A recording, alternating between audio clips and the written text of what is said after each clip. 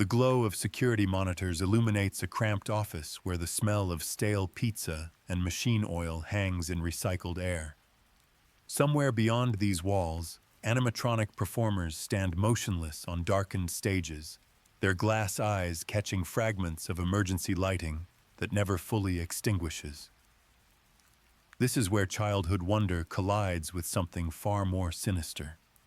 A place where family entertainment conceals decades of tragedy, possession, and souls that refuse to rest.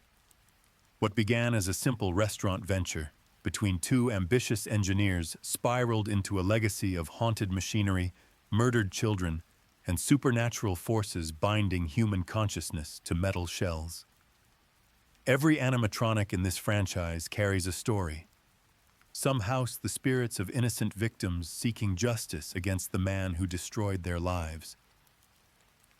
Others operate on corrupted programming that mistakes security guards for threats requiring elimination. A few represent pure technological horror, artificial intelligence learning violence through observation and replicating it without understanding the weight of what it does. From the earliest springlock hybrids that performed at Fredbear's Family Diner, to the cutting-edge glam rock performers patrolling a massive entertainment complex in 2035, each machine evolved from the dreams and obsessions of its creators.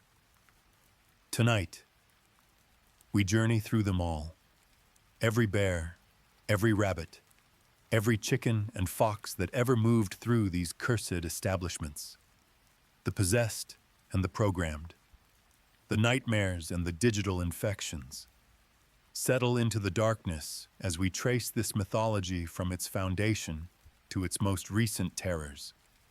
Understanding how a single act of violence in 1983 set everything in motion. The story opens in Hurricane, Utah, where William Afton and Henry Emily established Fredbear's Family Diner around 1983. Their vision seemed wholesome enough. Create animatronic characters that could entertain children during birthday celebrations, combining the novelty of singing robots with the warmth of live interaction. Fredbear, a golden bear in top hat and bow tie, stood as the restaurant's mascot, alongside Spring Bonnie, a yellow rabbit with similar gentlemanly charm. Both operated as spring-lock suits, an innovative but dangerous technology that allowed the costumes to function autonomously or be worn by human performers. Internal mechanisms held metal components in performance position through a series of spring-loaded locks. Moisture or sudden movement could trigger catastrophic failure, causing those components to snap inward and crush whoever occupied the suit. Henry poured genuine craftsmanship into every detail, believing he was building something magical for families to treasure. His partner harbored darker curiosities. William Afton's engineering brilliance masked a growing obsession with death and what might exist beyond it. That fixation would claim its first victim before the year ended. Charlotte Emily, Henry's young daughter, became the first soul bound to animatronic machinery when William murdered her in the alley behind the diner. Rain poured down that night while a party continued inside, oblivious to the horror unfolding just beyond their celebration. Henry had designed the security puppet specifically to protect children, programming it to monitor their movements through wristbands that tracked proximity. Charlotte's band activated the machine when she cried out, but it malfunctioned. The puppet dragged itself through puddles toward her small form, reaching her only after life had already fled. It collapsed over her body as rain continued falling, and in that moment of overwhelming grief and proximity to death, Charlotte's departing spirit fused with the machine's circuitry. This marked the first true possession in the franchise. A soul trapped through emotional torment and the supernatural properties of remnant. The substance created when extreme suffering binds consciousness to metal. The security puppet absorbed Charlotte's essence completely. transforming from a protective device into something that would spend decades trying to save other children from the same fate she endured. That same year brought tragedy to William's own household. His youngest son, Evan, lived in constant terror of the animatronics his father helped create. The boy had witnessed a spring lock failure at the diner, watching in horror as an employee's body was crushed inside a malfunctioning suit. Blood sprayed from the seams while metal ground against flesh, and Evan misunderstood what he saw. He believed the animatronic had literally eaten the person alive, jaws devouring human tissue in mechanical hunger. This trauma defined every subsequent interaction with Fredbear and Spring Bonnie. Michael, Evan's older brother, showed no sympathy. He and his friends tormented the crying child relentlessly, mocking his fears with cruel pranks that escalated toward inevitable disaster. During Evan's birthday party at Fredbear's family diner, Michael and several masked teenagers lifted the terrified boy toward the stage where Fredbear performed. They hoisted Evan onto a metal chair and shoved his head into the golden bear's open mouth as a joke, chanting and laughing while the child struggled against their grip. Tears streamed down Evan's face. Moisture reached the spring lock mechanisms inside Fredbear's jaw assembly. Combined with the pressure of a small skull between metal components, the locks gave way.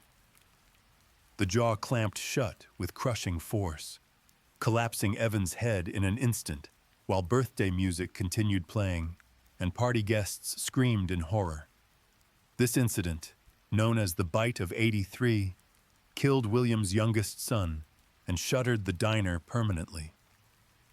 The tragedy fractured the Afton family beyond repair, driving Michael into decades of guilt-fueled investigation and pushing William deeper into his experiments with remnant and immortality through stolen souls. Fredbear's family diner closed, but the franchise evolved.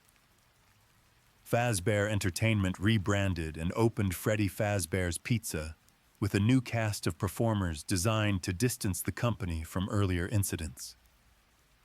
Freddy Fazbear, a brown bear in top hat and bow tie, took center stage alongside Bonnie the Bunny with his red guitar, Chica the Chicken wearing a bib reading "Let's Eat," and Foxy the Pirate Fox waiting behind Pirate Cove's purple curtains.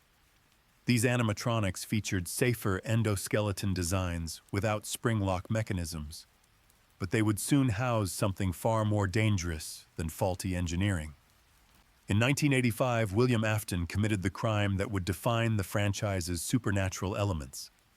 Disguised in a Spring Bonnie suit to gain the trust of children, he lured 5 kids into a back room and murdered them one by one. Gabriel, Jeremy, Susie, Fritz, and Cassidy. Their small bodies were hidden inside the animatronic shells, stuffed into Freddy, Bonnie, Chica, Foxy, and a mysterious 5th suit. Charlotte's spirit, still bound to the security puppet, discovered these murdered children and performed what became known as the puppet's gift. She placed their souls into the machines that concealed their corpses, granting them continued existence within the metal frames through remnant forged from their final moments of terror and betrayal. Now Gabriel moved through Freddy's circuits. Jeremy operated Bonnie's limbs. Susie inhabited Chica's programming. Fritz drove Foxy's systems, and Cassidy's rage burned inside the enigmatic Golden Freddy. These possessed animatronics began moving after closing hours, their corrupted programming causing them to perceive any adult human as an exposed endoskeleton, requiring forcible insertion into a spare suit, just as their own bodies had been hidden. The 1993 location of Freddy Fazbear's Pizza operated on a shoestring budget in the same building where those 5 children vanished years earlier. Faded posters covered stained walls. Checkered floor tiles showed decades of wear. The prize corner still smelled faintly of mildew, and the kitchen's exhaust fan rattled with mechanical emphysema. Michael Afton took employment here as a night security guard under the alias Mike Schmidt, using the position to investigate his father's crimes and search for ways to undo the supernatural damage the Afton family had inflicted. His office occupied a cramped corner with 2 doorways, no actual doors, and a ventilation system that wheezed through failing circulation. A desk fan provided the only relief from oppressive heat. Banks of security monitors displayed grainy feeds from cameras positioned throughout the building, their CRT glow illuminating newspaper clippings about missing children that previous guards had taped to walls as grim decoration. Freddy Fazbear himself stands as the primary threat from this era, embodying Gabriel's imprisoned rage within a deceptively friendly exterior. During operating hours, the brown bear entertains children with a warm baritone voice, mechanical gestures, and the cheerful presentation expected of a family restaurant mascot. His top hat sits at a jaunty angle above glass eyes that reflect stage lights in welcoming ways. The bow tie remains perfectly positioned across his chest, and his paw grips a microphone for performances that once drew crowds. After midnight, everything changes. Gabriel's spirit drives the machine now, propelling it through darkened party rooms and shadowed hallways with singular purpose. His approach follows a methodical pattern that distinguishes him from the other possessed animatronics. Freddy refuses to leave the show stage until both Bonnie and Chica have already departed, allowing his bandmates to draw the night guard's attention before he begins his own advance. Every few seconds presents an opportunity for movement, but watching him through camera feeds freezes him in place, forcing a constant balancing act between monitoring his position and managing threats from multiple directions simultaneously. 5 distinct laughs announce each stage of Freddy's approach, the audio cues growing deeper and more ominous as he closes distance toward the security office. The first chuckle echoes from the dining area, where tables still hold paper plates from the day's parties. The second emanates from the restroom corridor, where fluorescent tubes flicker over cracked tiles. The third marks his entry into the kitchen, and here the surveillance system provides only audio feedback, the camera feed cutting to static, while a distorted version of the Toreador March plays through speakers. That classical melody serves as a warning. Freddy has penetrated deep into the building and will soon reach the office if left unchecked on other feeds. The fourth laugh places him in the east hallway, his silhouette visible in the corner where emergency lighting casts his shadow across faded wallpaper. The fifth and final chuckle means he stands just outside the door, waiting for the night guard to make a fatal mistake. Unlike Bonnie and Chica, who can be briefly deterred by hallway lights that confuse their damaged sensors, Freddy ignores illumination completely. Light only reveals his position, confirming his presence in that east hallway corner, with eyes gleaming in the darkness. Once he reaches this position, the door must remain closed, or his jump scare ends the shift immediately. His attack fills the monitor screen with his face lunging forward, jaw opened wide, accompanied by a distorted screech that crashes into silence. Gabriel's possession shapes Freddy into a patient predator rather than an aggressive rusher. Where Foxy sprints and Bonnie teleports, the bear conserves energy, waiting for later nights when the security guard's resources run dangerously low and multitasking becomes nearly impossible. His artificial intelligence difficulty escalates as the week progresses, requiring faster camera checks and tighter power management. By night 6, surviving until the 6 a.m. chime feels almost insurmountable. The child inside this suit cannot distinguish between his killer and any adult who stays past closing time. Gabriel only knows that someone in this building took everything from him, and the hatred fused into his metal frame refuses to fade until justice arrives. Dawn sends Freddy back to the show stage beside his bandmates, motionless once more beneath dormant spotlights. The tension he generates never fully dissipates. It settles into the walls like something waiting to be disturbed again the following night. Bonnie the bunny claims the left side of the building as his primary hunting ground, emerging from the show stage first among the classic animatronics each night. His indigo fur shows wear around the joints where repeated movement has frayed the fabric covering. A red bow tie sits beneath his elongated neck, and he clutches a red electric guitar in one paw, though he never plays it during his nocturnal prowling. Jeremy's spirit operates this shell, the murdered child's consciousness directing the rabbit through party rooms and supply closets with surprising speed. Bonnie's behavior pattern involves rapid teleportation between camera positions, creating a sense of unpredictability that keeps night guards constantly checking feeds. He appears first in the dining area, standing motionless among tables and chairs. Then he vanishes from that camera entirely, reappearing moments later in the backstage room, surrounded by spare animatronic parts and costume heads that stare with empty eye sockets. His next jump might take him to the supply closet, where cleaning supplies and folded tablecloths provide minimal cover for his bulky frame. Or he might materialize in the West Hall, beginning his final approach toward the office. The West Hall corner camera provides the last warning before Bonnie reaches the doorway itself. His face fills this particular feed, staring directly into the lens with an intensity that suggests awareness beyond simple programming.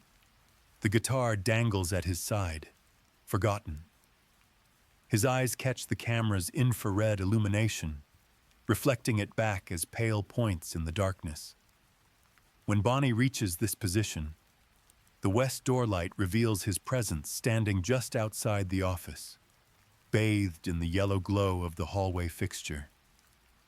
His stance suggests patience, as though Jeremy's spirit understands that power resources drain with every defensive action and time works in his favor. Closing the door immediately becomes essential. The heavy metal barrier slams down with a pneumatic hiss, sealing the entrance until Bonnie's footsteps retreat back down the corridor. Each door closure costs power from the building's failing generator, the percentage ticking down in the lower left corner of the interface. Leaving the door closed unnecessarily drains reserves even faster, forcing a constant calculation of threat versus resource expenditure. Bonnie's jump scare triggers if the door remains open when he decides to enter. His face lunges into the frame accompanied by a harsh, static-laced screech. The screen cuts to black, simulating the night guard's death and resetting the current shift. Jeremy's rage manifests through Bonnie as aggressive forward momentum, contrasting with Freddy's patient stalking and Foxy's explosive charges. The rabbit simply appears where he wants to be, his movements suggesting supernatural displacement rather than walking. This teleportation behavior creates psychological pressure beyond the mechanical threat. The night guard can never truly relax, knowing that any camera check might reveal Bonnie's face already in the West Hall corner, meaning he has been standing outside the door for unknown seconds while attention focused elsewhere. The possessed bunny's persistence increases with each passing night, his movement opportunities occurring more frequently, and his AI allowing less time for reaction. By the end of the week, he rushes through his route with such speed that keeping him at bay requires near-constant vigilance, pulling focus from Freddy's eastern approach and Foxy's Pirate Cove curtains. Morning resets Bonnie to his starting position on the show stage, guitar held ready for the next day's performances. His dormant state reveals no trace of the previous night's hunting. Children approach without fear during operating hours, posing for photographs with the friendly bunny character who handed out balloons and high-fived birthday kids. Jeremy's spirit waits inside that cheerful exterior, trapped in an endless cycle of confusion, where every adult resembles the man in the spring Bonnie suit who led him into a back room and ended his childhood with violence. The restaurant's bright lights and pizza smell mask what truly lurks within these machines. A building saturated with loss, its corridors holding memories of children who never went home. Chica the chicken patrols the right side of the building, providing a counterbalance to Bonnie's western route. Her yellow plumage shows similar wear from years of operation, and the bib hanging across her chest reads, "Let's eat," in cheerful purple letters that belie her nocturnal behavior. She carries a plate in one hand, upon which sits Mr. Cupcake, a smaller animatronic companion with frosting details and a singular candle jutting from its head. During performances, Chica provides harmony vocals while the Cupcake's eyes track children in the audience.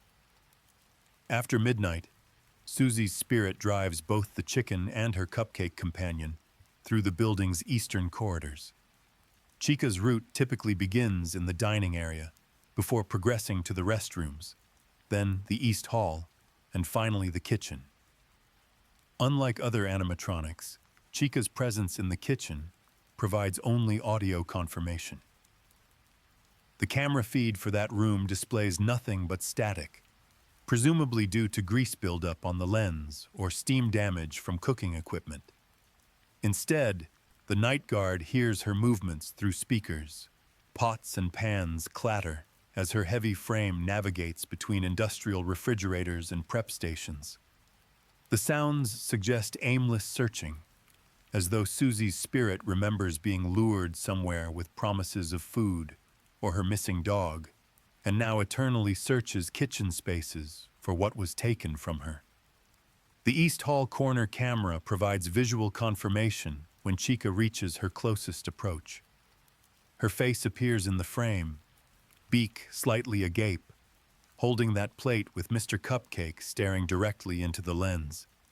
The Cupcake's oversized eyes create an unsettling focal point, their painted whites and dark pupils suggesting awareness that shouldn't exist in a prop. Activating the east door light while Chica occupies this position reveals her standing in the hallway's yellow glow, her full body visible in the illumination.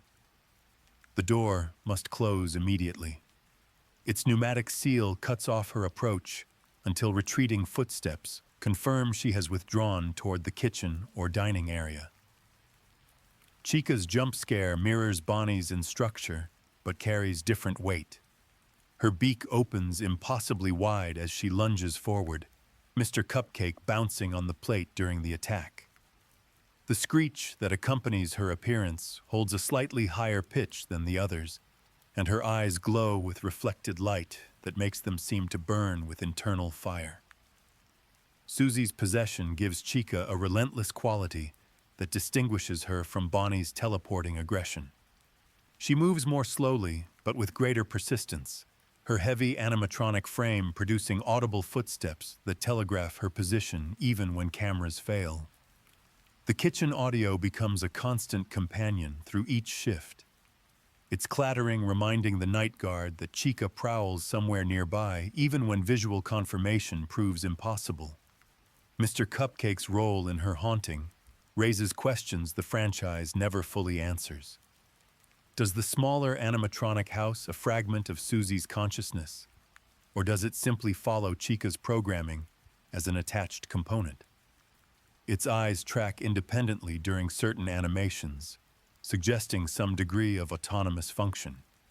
Later games would give the Cupcake its own agency, appearing separately from Chica in contexts that confirm its individual nature. For now, it serves as an extension of the chicken's presence, its unwavering stare adding psychological weight to her approaches. Chica's association with food in the kitchen connects thematically to how William Afton lured his victims. Promises of cake, pizza parties, special prizes hidden in back rooms. The missing children incident involved children who followed a friendly costumed character away from their families, trusting that adults in this establishment had their best interests at heart. Susie's spirit might remember fragments of those final moments. The confusion when kindness turned to violence. The realization that came too late. Her endless kitchen searching could represent an attempt to return to the moment before everything went wrong, to find what was promised before the betrayal. Morning light sends Chica back to the show stage, her bib straightened and Mr. Cupcake positioned on his plate. Operating hours transform her back into a source of joy for children who love chicken mascots and cupcake companions. Susie waits inside, her anger building through the day until midnight releases her to patrol those hallways once more. Pirate Cove occupies a neglected corner of the 1993 Freddy Fazbear's Pizza, tucked behind purple curtains that hang from a wooden frame decorated with weathered planks and fishing nets. A hand-painted sign reading "Out of Order" warns visitors that this attraction remains closed to the public, its performer deemed too unpredictable for crowds since the 1985 incident. Foxy the Pirate Fox waits inside, his crimson fur worn thin in patches where the metal endoskeleton shows through fabric covering. A hook replaces his right hand, and a black eye patch covers his left eye, giving him the roguish appearance of a storybook buccaneer. Fritz's spirit inhabits this shell, the murdered child's consciousness driving the animatronic fox through 5 distinct stages of emergence that build toward an explosive sprint down the West Hall. Camera 1C monitors Pirate Cove throughout each shift, displaying the curtains and whatever lies beyond them. Stage 1 keeps the curtains fully closed, the purple fabric sealed edge to edge. Stage 2 parts them slightly, revealing Foxy's upper body leaning forward with his head tilted at an unnatural angle. Stage 3 widens the gap further, exposing more of his damaged frame and the hook that gleams under emergency lighting. Stage 4 throws the curtains completely open, positioning Foxy beside the "Out of Order" placard with visible intent. His singular visible eye stares toward the camera, and his jaw hangs open in what might be anticipation or hunger.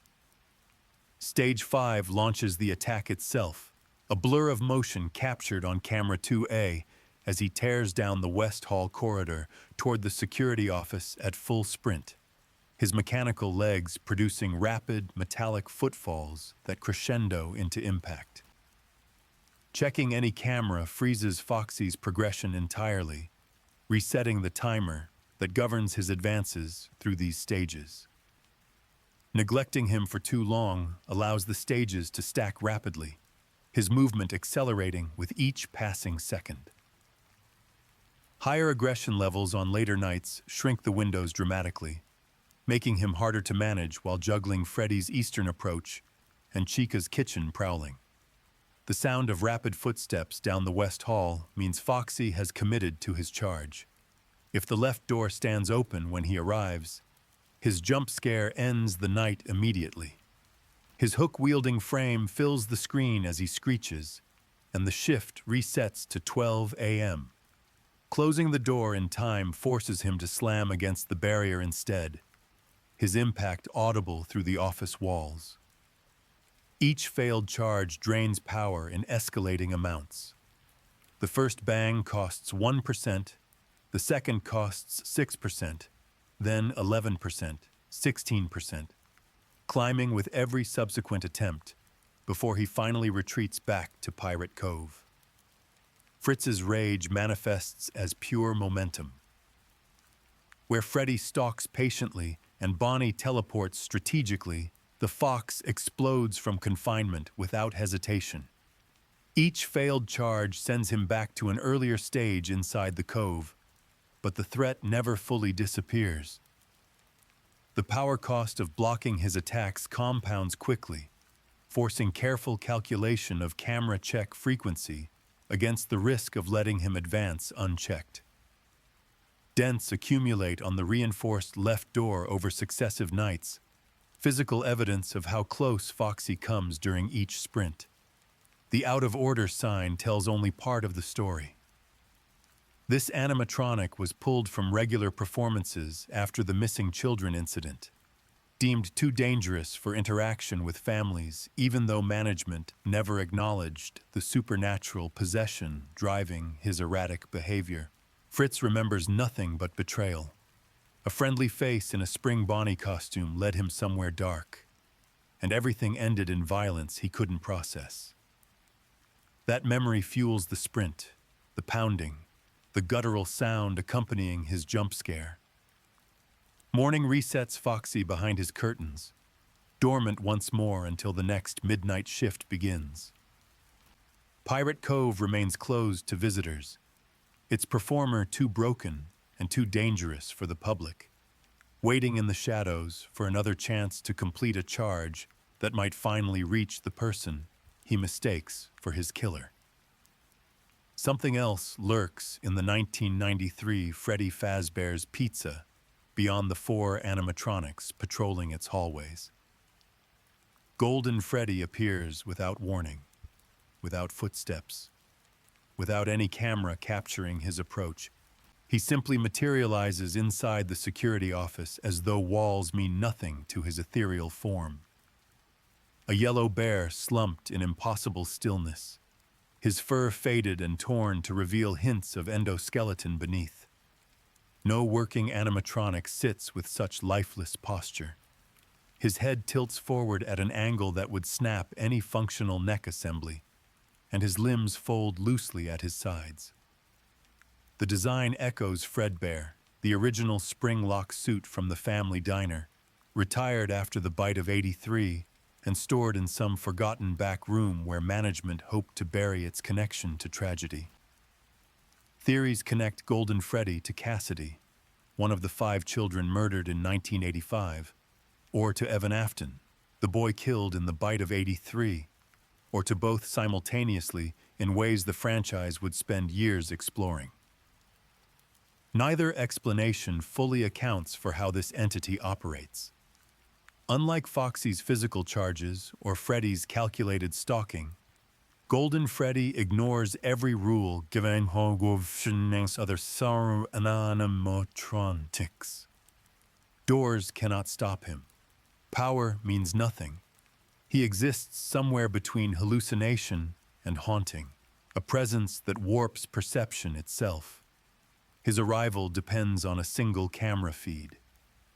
The West Hall corner shows a poster of Freddy Fazbear holding a microphone beneath the word "Celebrate," standard promotional material left over from better days.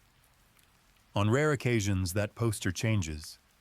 Freddy's image disappears, replaced by Golden Freddy staring out with hollow black sockets where eyes should be. A high-pitched giggle plays through the speakers, childlike but distorted into something deeply unsettling. Lowering the camera after witnessing this transformation brings Golden Freddy directly into the office, slumped in the corner with his head tilted forward. The screen begins flashing rapidly, text reading "It's me" overlaid on stuttering images of animatronic faces. Failing to react quickly enough triggers a jump scare unlike any other. His image fills the display completely, accompanied by a piercing scream that crashes the game entirely. No reset to the beginning of the night. The program simply stops, forcing a complete relaunch. Survival requires toggling the monitor up and down immediately after spotting the changed poster, dispelling the vision before it takes hold. These encounters happen infrequently, most often during quieter early nights when other animatronics pose less immediate danger. Rarity makes the experience more jarring when it occurs. Michael watches the poster on camera 2B between checking Foxy's curtains and tracking Bonnie's movements, knowing that any glance might reveal that shifted image. Golden Freddy leaves no evidence after vanishing. No audio cues on other feeds. No physical trace in the office. The poster reverts to normal as though nothing happened. What remains is a sense that something in this building operates beyond the possession mechanics, binding the classic four to their metal shells. Remnant ties souls to animatronics through emotional trauma and proximity to death.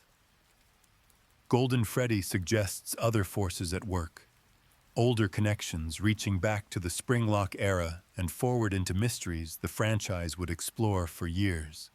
His presence fractures the logic of survival, reminding the Night Guard that some threats cannot be managed with doors and limited power. The child or children inside this golden shell exist on a different plane than Gabriel, Jeremy, Susie, and Fritz. Their imprisonment feels more profound, their rage colder and more calculating. This entity would return in subsequent games, always operating outside normal parameters, always demanding different responses than the possessed machines that follow predictable patterns. The parts and service room sits behind camera 6, a cluttered storage area filled with spare animatronic components, crumpled promotional posters, and stacks of old pizza boxes no one bothered to remove. Harsh fluorescent lights buzz overhead, casting sharp shadows across shelves crammed with replacement parts. Endoskeleton 01 rests on a central workbench amid this disorder, a bare chassis stripped of any costume or covering. This bipedal frame serves as the foundational structure for every classic animatronic in the building. Pipe-like limbs connect through exposed joints, leading to cube-shaped hands without individual fingers and feet with only 2 toes each. Its head is flat and rectangular, featuring a hinged jaw lined with blunt teeth. Eye sockets tinted faintly blue stare forward at nothing. Michael checks this feed during his shifts, scanning past hydraulic fluid stains and scattered circuit boards to confirm the skeleton remains where it should. Unlike Freddy, Bonnie, Chica, or Foxy, no murdered child inhabits this frame. Gabriel, Jeremy, Susie, and Fritz each occupy their designated suits elsewhere in the building. Endoskeleton 01 holds no spirit, carries no grudge, and poses no direct threat to the Night Guard watching through grainy monitors. Occasionally, the endoskeleton moves. Roughly 1 in every 30 camera checks triggers a small animation. Its head pivots smoothly toward the lens with a faint hydraulic whir, eye sockets flaring bright white as though suddenly aware of being observed. This activation requires no defensive response. Closing doors accomplishes nothing against something that never leaves its workbench. The behavior functions as an Easter egg rather than a genuine attack, consistent across all 6 nights without escalation or changes in pattern. Still, the sudden movement creates a spike of tension during routine surveillance sweeps. Other animatronics sometimes reveal their endoskeletons accidentally. Foxy's torn fur exposes wiry arms during his sprint, and camera glitches occasionally strip away Bonnie's outer layer on certain feeds. Endoskeleton 01 differs by existing in permanent visibility, its mechanical structure on full display without any mascot disguise. Rusted tools surround it on the workbench. Detached components from past repairs litter the shelves nearby. A spare earpiece, a cracked beak plate, coiled bundles of wire waiting for future use. This skeletal figure represents the interchangeable hardware beneath every suit in the franchise. Fazbear Entertainment built their animatronics around standardized frames that could be swapped between characters or replaced after damage. The same engineering that enabled cost-effective repairs also created vessels ready to receive something else entirely. William Afton understood this potential better than anyone. Empty endoskeletons became targets for his remnant experiments, their hollow torso cavities designed for seamless integration with outer shells or with souls harvested from dying children. Endoskeleton 01 never received such treatment. remaining dormant through the reopenings and closures that define the company's troubled history. Future locations would feature upgraded versions. Endoskeleton Neural 2 would crawl through ventilation systems in the 1987 building, gaining mobility that its predecessor lacked. For now, this earlier model simply watches from the parts and service room, a silent reminder of what lies beneath the colorful exteriors that children embrace during birthday parties. The frame idles through each night, servos primed but purposeless, waiting in a storage room that smells of machine oil and forgotten maintenance. Five Nights at Freddy's 2 relocates the story to November 1987, when Fazbear Entertainment opened an expanded location designed to leave past tragedies behind. This new Freddy Fazbear's Pizza featured a towering atrium, sprawling arcade halls, a play area called Kids Cove, and a prize corner gift shop stocked with plush toys. The building radiated corporate optimism, its fresh paint and modern fixtures suggesting a company confident in its revival. Management salvaged the original animatronics from the closed 1985 building, planning to retrofit them for modern performances with upgraded facial recognition technology and sleeker designs. The project failed catastrophically.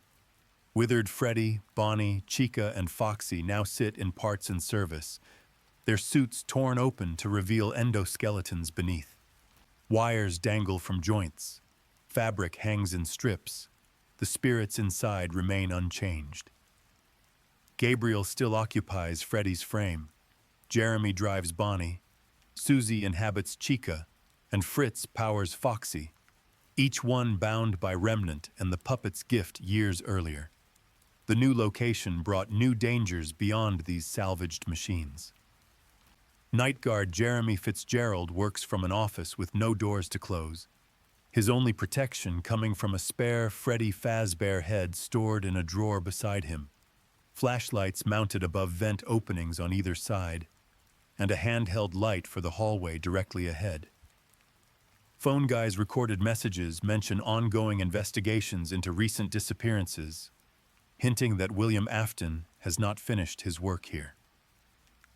The dead children incident would claim more victims in this building, their souls finding homes in the shiny new toy animatronics management hoped would save the franchise. Withered Bonnie leaves parts and service first each night, his damaged form barely recognizable as the guitarist who once charmed crowds. His face has been ripped away entirely, exposing the endoskeleton skull beneath. The snout structure remains intact, but everything that made him appear friendly has been stripped off. Eye sockets gape as empty black voids.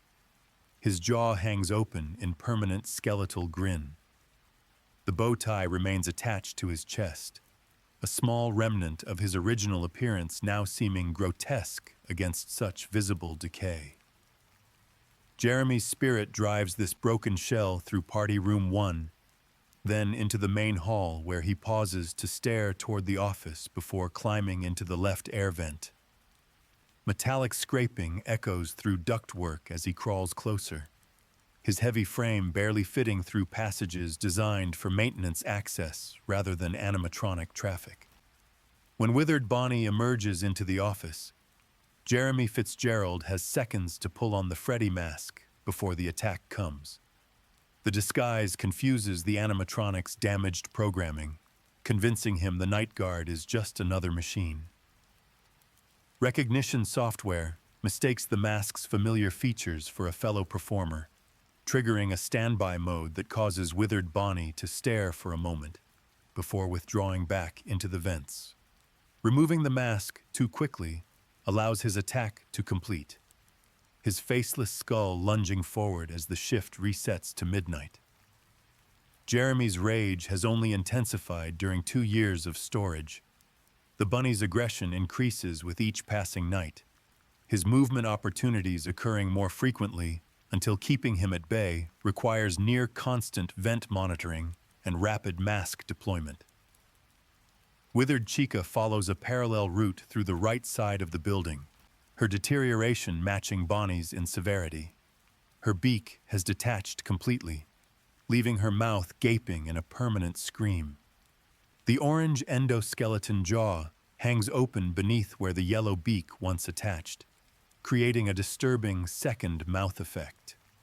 The bib reading "Let's Eat" dangles in tatters across her chest, its cheerful message now seeming like a threat. Both hands extend forward without the cupcake plate she once carried, Mr. Cupcake having been separated during the retrofit attempts. 3 rows of teeth line her upper jaw, visible through the missing beak, and her eyes glow with dim illumination from internal LED systems that partially failed. Susie's spirit propels this broken chicken through Party Room 4, then Party Room 2, and finally into the right vent system. Audio cues signal Withered Chica's approach. Banging at vent entrances, shuffling through metal ducts, mechanical breathing that grows louder as she nears the office. The right vent light reveals her face emerging into the blind spot, a nightmare of exposed mechanisms and dangling wires. The Freddy mask must go on immediately, its familiar features convincing her damaged sensors that the night guard poses no threat. She withdraws with metallic groans, scuttling back through the vent system toward parts and service. Like withered Bonnie, her aggression scales dramatically across the week. By night 6, her vent invasions overlap with hallway threats and the prize corner music box winding dangerously low, creating a multitasking challenge that pushes human reaction time to its limits. These withered machines attack more aggressively than their 1993 counterparts, their 2 years of storage having sharpened their hatra into something leaner and faster.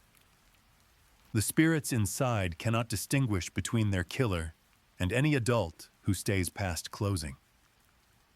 Possession warped their recognition software into something that sees exposed endoskeletons everywhere, humans who need to be stuffed into suits the way their own bodies were hidden years ago. Repelling an attack only sends them back to parts and service to begin again, torn fabric and exposed wiring having not weakened them. The new location promised a fresh start for Fazbear Entertainment. What management actually built was a larger hunting ground for machines that never stopped searching for the man who murdered the children inside them. Withered Freddy and Withered Foxy emerge from parts and service alongside Bonnie and Chica. But their hunting ground lies in the main hall, leading straight to Jeremy Fitzgerald's office. This corridor stretches beneath flickering security lights, its walls lined with faded murals and loose electrical conduits that sway gently from ventilation currents. No door blocks this entrance, leaving Jeremy dependent on his flashlight to drive these threats away. Withered Freddy lumbers forward with methodical steps, Gabriel's spirit still commanding this band leader, despite catastrophic physical damage.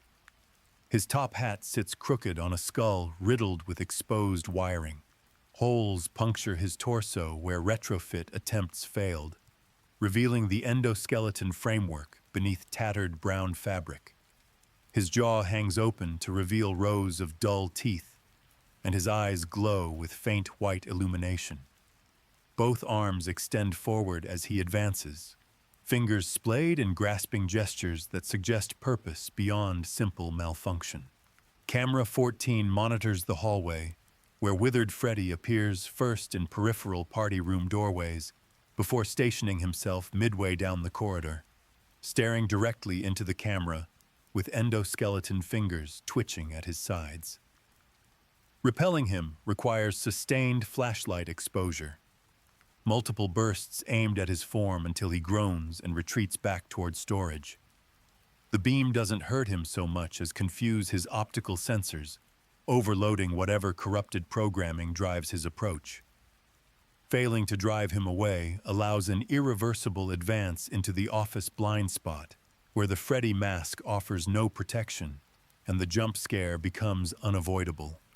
His faceless endoskeleton head fills the screen, mechanical jaws snapping shut as the shift resets.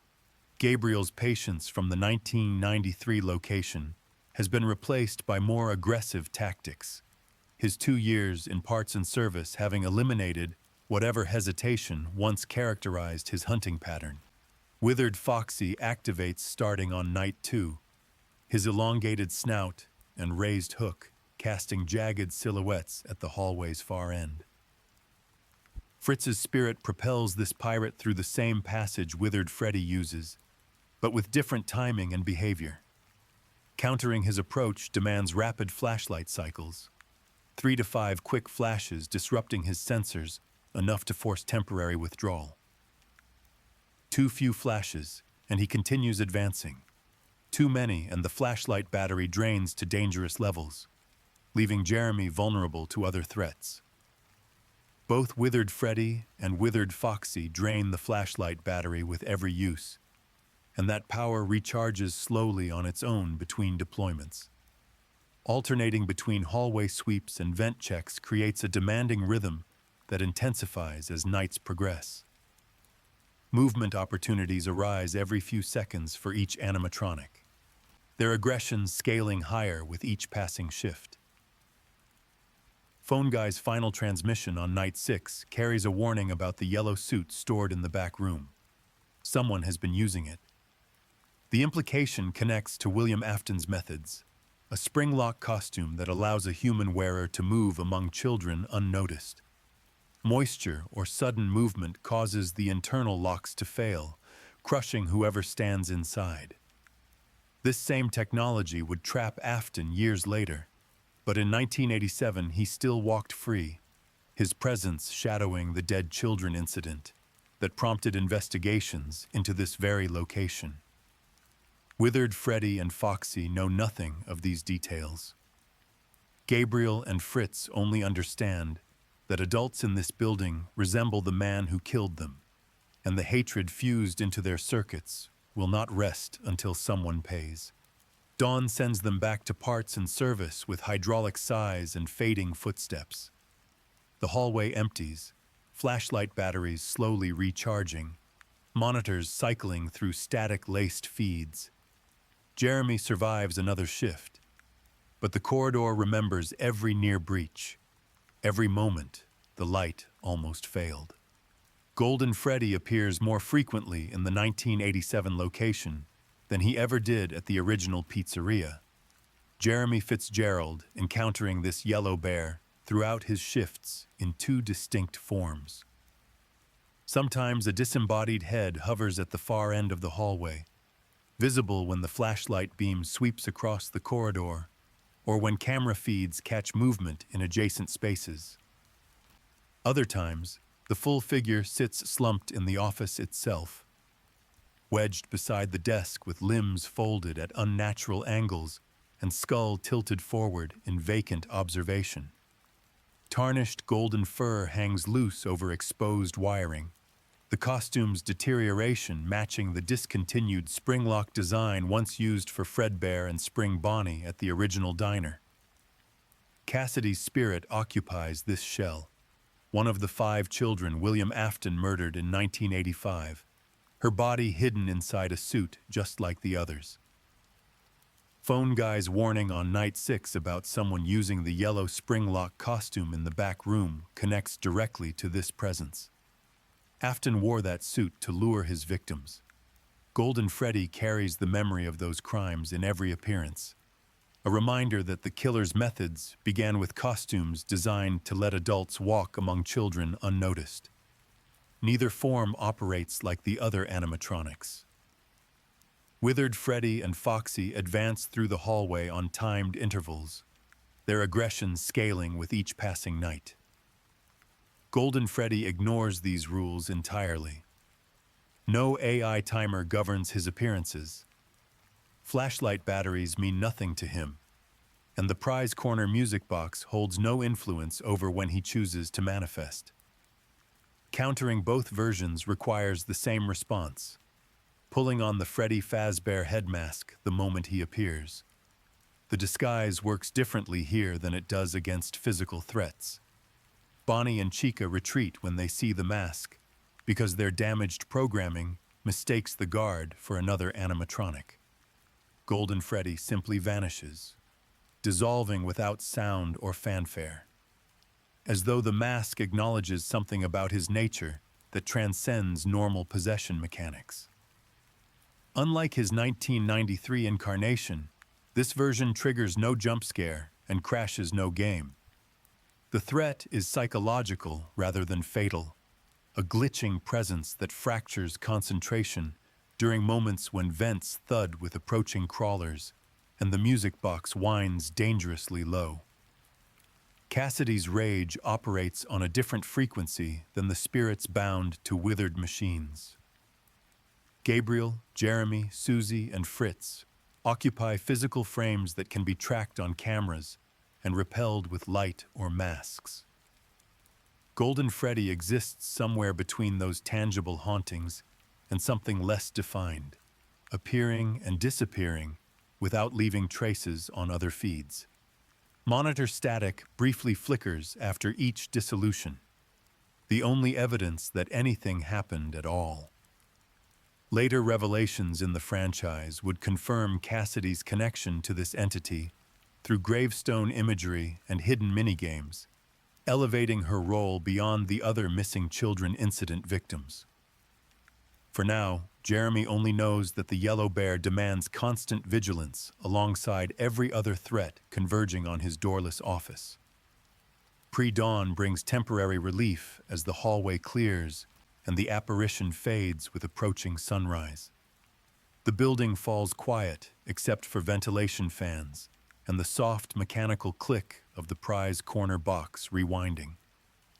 Golden Freddy leaves no physical damage behind, no dents on door frames or scratches on floor tiles.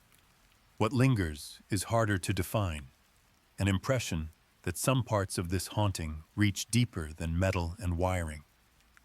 The 1987 Freddy Fazbear's Pizza introduced a new generation of performers designed to replace the deteriorating classics stored in the back room. Toy Freddy, Toy Bonnie, and Toy Chica stand on the elevated show stage beneath colorful spotlights, their glossy polycarbonate shells gleaming under cascading confetti projectors. These animatronics look nothing like their withered predecessors. Rosy cheeks, oversized heads, and smooth facial plates give them an almost doll-like appearance meant to appeal to younger audiences. Toy Freddy wears a miniature top hat and bow tie at center stage, his brown shell pristine and unmarred.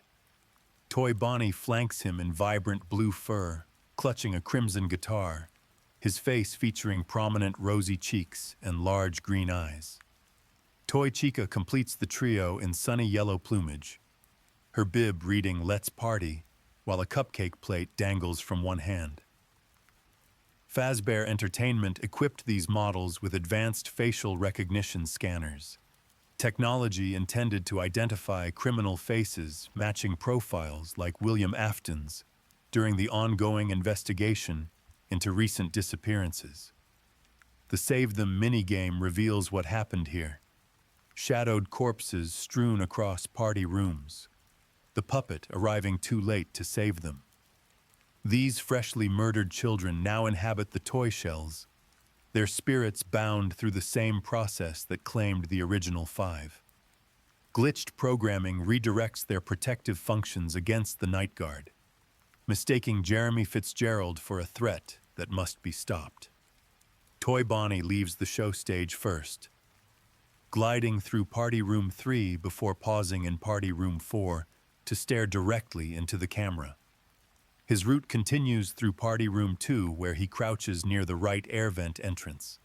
Scraping sounds announce his crawl through ductwork, and moments later his elongated ears and button eyes appear in the blind spot beside the office. Donning the Freddy mask immediately forces Toy Bonnie to retreat, his smooth servos whirring as he backs past the desk and withdraws. Toy Chica follows a parallel path through the main hall and Party Room 4 before entering the left vent system. Her beak detaches somewhere along the way, a design quirk that leaves her jaw gaping open when she emerges in the left blind spot, revealing 3 rows of endoskeleton teeth. The same mask countermeasure applies, convincing her sensors that the guard poses no concern. Toy Freddy takes the most direct approach, advancing through the main hall and Party Room 2 until his diminutive bulk fills the hallway doorway, visible on camera 14. No flashlight deters him. Only the mask convinces his sensors that Jeremy means no harm. Each animatronic operates on timed movement intervals that accelerate as the week progresses, their patterns punishing any guard who focuses too long on the prize corner music box, or the withered threats crawling through other sections of the building.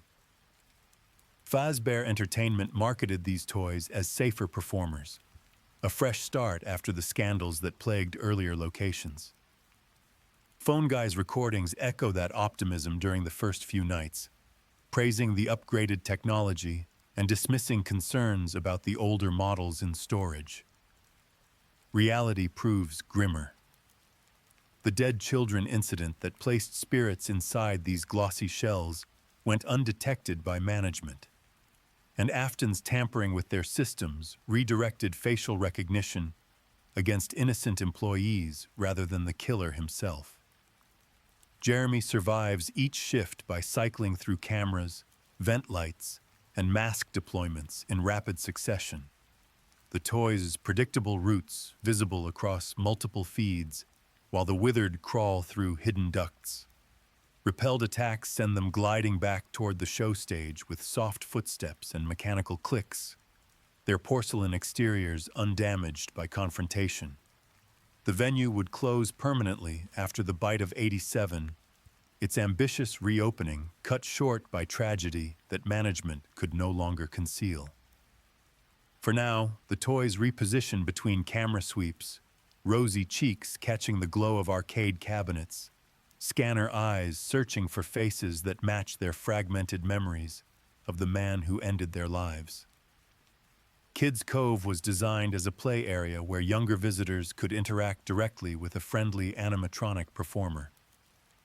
Toy Foxy originally stood here, a sleek white fox built for gentle entertainment and hands-on engagement with children during birthday parties. Management underestimated how roughly kids would handle the attraction. Day after day, small hands pulled at limbs, twisted joints, and yanked wiring loose until the performer became unrecognizable. Staff reassembled her each morning, but the damage accumulated faster than repairs could keep pace. Eventually, they stopped trying. What remains is Mangle, a tangle of white fur, exposed endoskeleton parts, and dangling wires that barely resembles the original design. A second head hangs from the mess of components, its origin unclear, creating a disturbing two-headed appearance that defies mechanical logic. Jeremy Fitzgerald monitors camera 12 throughout his shifts, watching this broken form hang limply among scattered toys and faded murals. The dead children incident touched her too. Spirits from that tragedy finding their way into this mangled shell, transforming a children's attraction into something that crawls through the building after midnight. Kids Cove still smells faintly of plastic and carpet cleaner, remnants of the daytime crowds who created this monster without ever knowing what they had done. Mangle begins each night in Kids Cove before slithering through a winding route across the pizzeria. Camera feeds track her progress from Prize Corner, where wires drape over gift shelves, through the game area with its flickering arcade screens, then into the main hall and onward toward the party rooms. Her movement operates on timed intervals like the other toy animatronics, advancing every few seconds with increasing aggression as the week progresses. Night 3 marks her first activation. By night 6, she moves with relentless frequency. Audio cues announce Mangle's approach, low static building into piercing interference that drowns out other sounds through the office speakers. The right vent blind spot reveals her eventual destination, elongated wires and bisected heads emerging into the flashlight beam. Donning the Freddy mask forces a temporary retreat, but Mangle doesn't return the way she came. Instead, she glides overhead, crossing the office ceiling with serpentine movements while mechanical clicks mark her passage.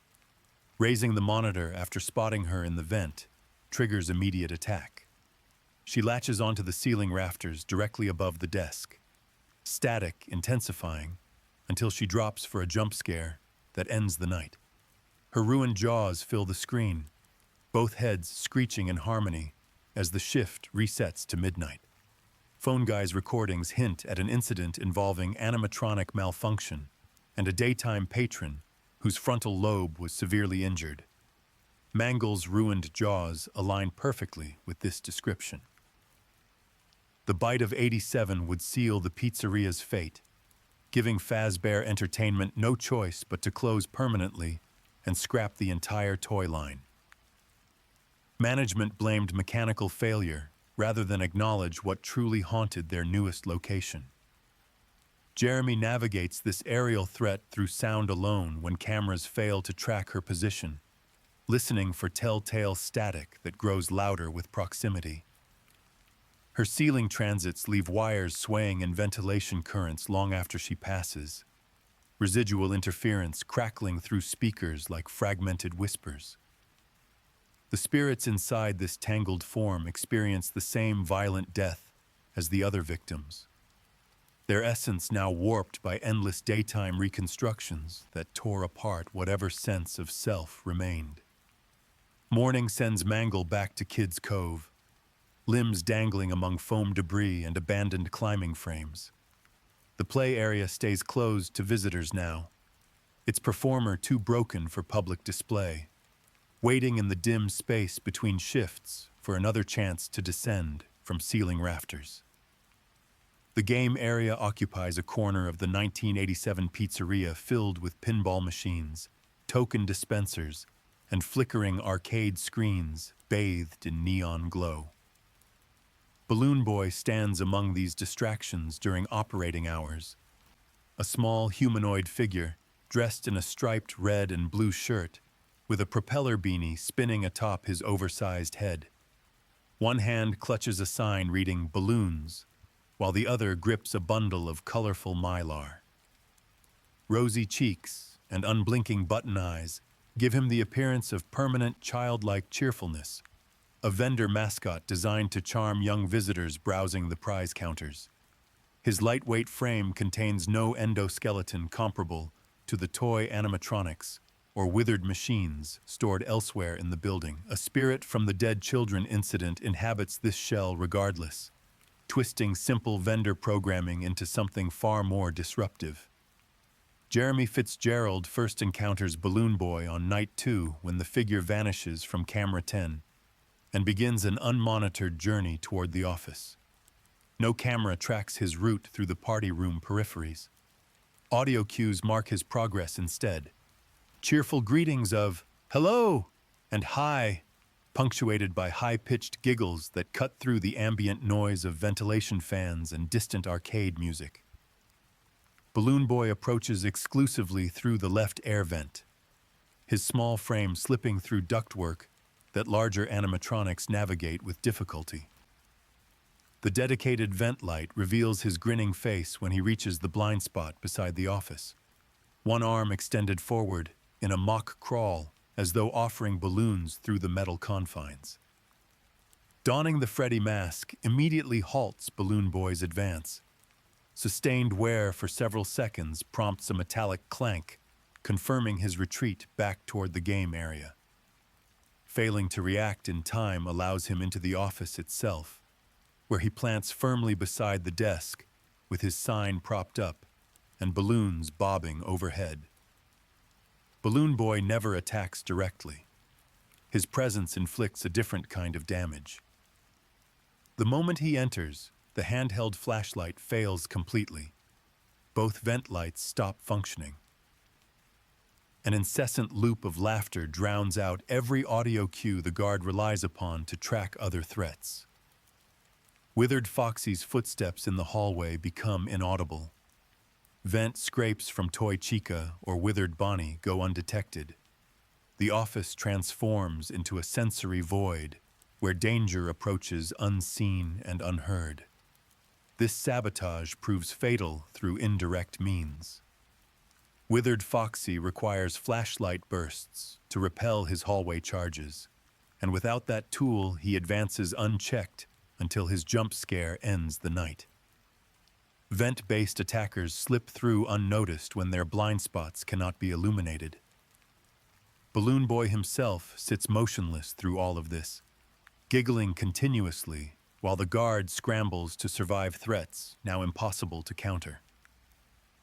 His presence persists until either a jump scare from another animatronic resets the shift or the clock reaches 6 a.m. No action removes him once he settles beside the desk. Prevention remains the only defense, monitoring that left vent light between camera sweeps, listening for his cheerful vocalizations amid competing sounds of prize corner music and withered footsteps. The child inside this vendor shell remembers nothing of balloon sales or arcade tokens. Only the betrayal that ended a young life lingers, expressed now through systematic disruption that turns other machines into executioners. Morning sends Balloon Boy back to the game area, standing innocently among flickering screens until the next midnight shift begins, his balloons bright and his smile unfaltering, waiting to disable the defenses that keep Jeremy alive through each terrible night. Prize Corner occupies a quiet alcove of the main atrium, its shelves stocked with plush versions of Freddy, Bonnie, and Chica, alongside tangled prize ribbons and child-scrawled drawings pinned to corkboards. An ornate wooden music box sits just beyond Camera 11's view, its carved lid concealing the puppet within. This slender figure wears a black body marked by white stripes along its arms and legs, a porcelain mask frozen in permanent expression. Rosy cheeks painted blush and dark tear streaks running beneath unblinking eyes. Henry Emily built the original security puppet for Fredbear's family diner, programming it to protect children through facial recognition and proximity alerts. Green wristbands identified priority targets, including his own daughter, Charlotte. William Afton murdered that girl outside the diner in 1983, leaving her body in a rain-soaked alley while a party continued inside. The security puppet malfunctioned, dragging itself through puddles to reach her cooling form, collapsing over Charlotte's body as the machine absorbed her departing spirit through raw contact and overwhelming grief. This fusion created the first true possession in the franchise, binding a child's soul to metal through remnant forged from trauma. Henry never learned what his protective creation had become until years later. Charlotte's spirit grants the puppet abilities beyond simple haunting. During the missing children incident in 1985, she found the 5 murdered victims hidden inside animatronic suits and gave them new existence within those shells. Gabriel, Jeremy, Susie, Fritz, and Cassidy owe their continued presence to her intervention. Jeremy Fitzgerald must wind the music box constantly throughout his shifts, clicking and holding on Camera 11 to refill a circular meter that depletes relentlessly. Neglecting this task allows the puppet to rise. Pop Goes the Weasel plays in distorted notes as the lid opens, her white mask emerging first before the rest follows in a blur of extending limbs. No door blocks her approach. No mask fools her recognition. Once fully emerged, she crosses the building instantly, ending the night with a jump scare that no defensive tool can prevent. Her striped arms wrap around the screen as her teardrop-streaked face fills the view, accompanied by a music box melody that distorts into mechanical screaming. Survival depends entirely on keeping that music box wound between every other camera check, vent light toggle, and mask deployment. The contradiction defines her existence. Henry designed the security puppet to shield children from harm, yet Charlotte now threatens the night guard with the same aggression as the machines containing her victims. Remnant corrupts purpose over time. The substance binds souls to metal, but distorts perception in the process, blurring the line between protectors and threats, until even a grieving child mistakes innocent workers for the man who killed her. Later events would see Henry build another animatronic called Lefty, specifically to capture the puppet, luring his daughter's spirit into a containment shell so he could finally end her suffering in a controlled fire alongside the other remnants. For now, Charlotte waits in Pry's corner, teardrop-streaked mask hidden beneath the music box lid. Jeremy winds the meter between threats converging from every direction. Toys in the vents, withered machines in the hallway, Balloon Boy giggling through the ducts. The melody plays on, holding back something that was never meant to become a monster. Dawn resets the box to full. Pry's shelves undisturbed under dimming lights. The corner falls silent until the next shift begins, the music box mechanism clicking softly as it prepares for another night of desperate winding, another battle to keep Charlotte's grief contained within wood and carved decorations. Beyond the constant threats of toy animatronics and withered machines, the 1987 Freddy Fazbear's pizza hides stranger phenomena that surface without warning during Jeremy Fitzgerald's shifts. JJ appears beneath the office desk, a purple-hued variant of Balloon Boy distinguished by magenta cheeks and eyes, a purple nose, and bluish-purple stripes on her propeller beanie. She curls into the shadowed recess without sound or movement, simply existing there for roughly 10 seconds before vanishing on her own. Endoskeleton's O2 wanders through camera feeds unbidden. The bulkier toy-era chassis built with complex joint pistons and elongated pipe limbs, serving as the internal framework for both the glossy toys and the failed withered retrofits. This bare chassis occasionally claims Pry's corner after the puppet emerges, squatting among plush discards, or infiltrates the left air vent at far rarer odds. Shadow Freddy manifests in parts and service, a lurid purple silhouette resembling a withered golden Freddy with hollow white eyes. Shadow Bonnie, technically designated RWQFSFASXC, appears as a pitch-black toy Bonnie outline accented by gleaming white eyes and teeth, materializing on the left side of the monitor without any camera path leading there. None of these figures carry the spirits of murdered children. No remnant binds them to their forms. They exist as something else entirely. Perceptual anomalies that blur the line between malfunctioning hardware and outright hallucination. Each anomaly demands different responses despite posing no direct lethal threat. JJ's presence under the desk distracts attention from genuine dangers approaching through vents or hallways. Raising the monitor banishes her instantly, clearing the distraction without consequence. Endoskeleton 02's Pry's corner appearance partially obscures camera 11, making it harder to monitor the music box meter while paradoxically slowing its depletion temporarily. The endoskeleton's rare vent blockade actually impedes other animatronics trying to use that same passage, transforming the sighting into an accidental benefit if recognized quickly enough. Shadow Freddy activates when the camera lingers on parts and service, its head swiveling to face the lens before dissolving. Staring too long risks something worse, perceptual overload that echoes Golden Freddy's effects from the 1993 location. Shadow Bonnie proves the most elusive, appearing at extreme rarity to dominate the monitor's left side with escalating static. Fixating on the silhouette causes the feed to crash entirely. Only toggling the monitor up disperses the shape, accompanied by a faint laugh that confirms its departure. These encounters operate outside normal AI patterns.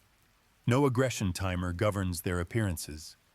Masks accomplish nothing against forms that never truly enter the room.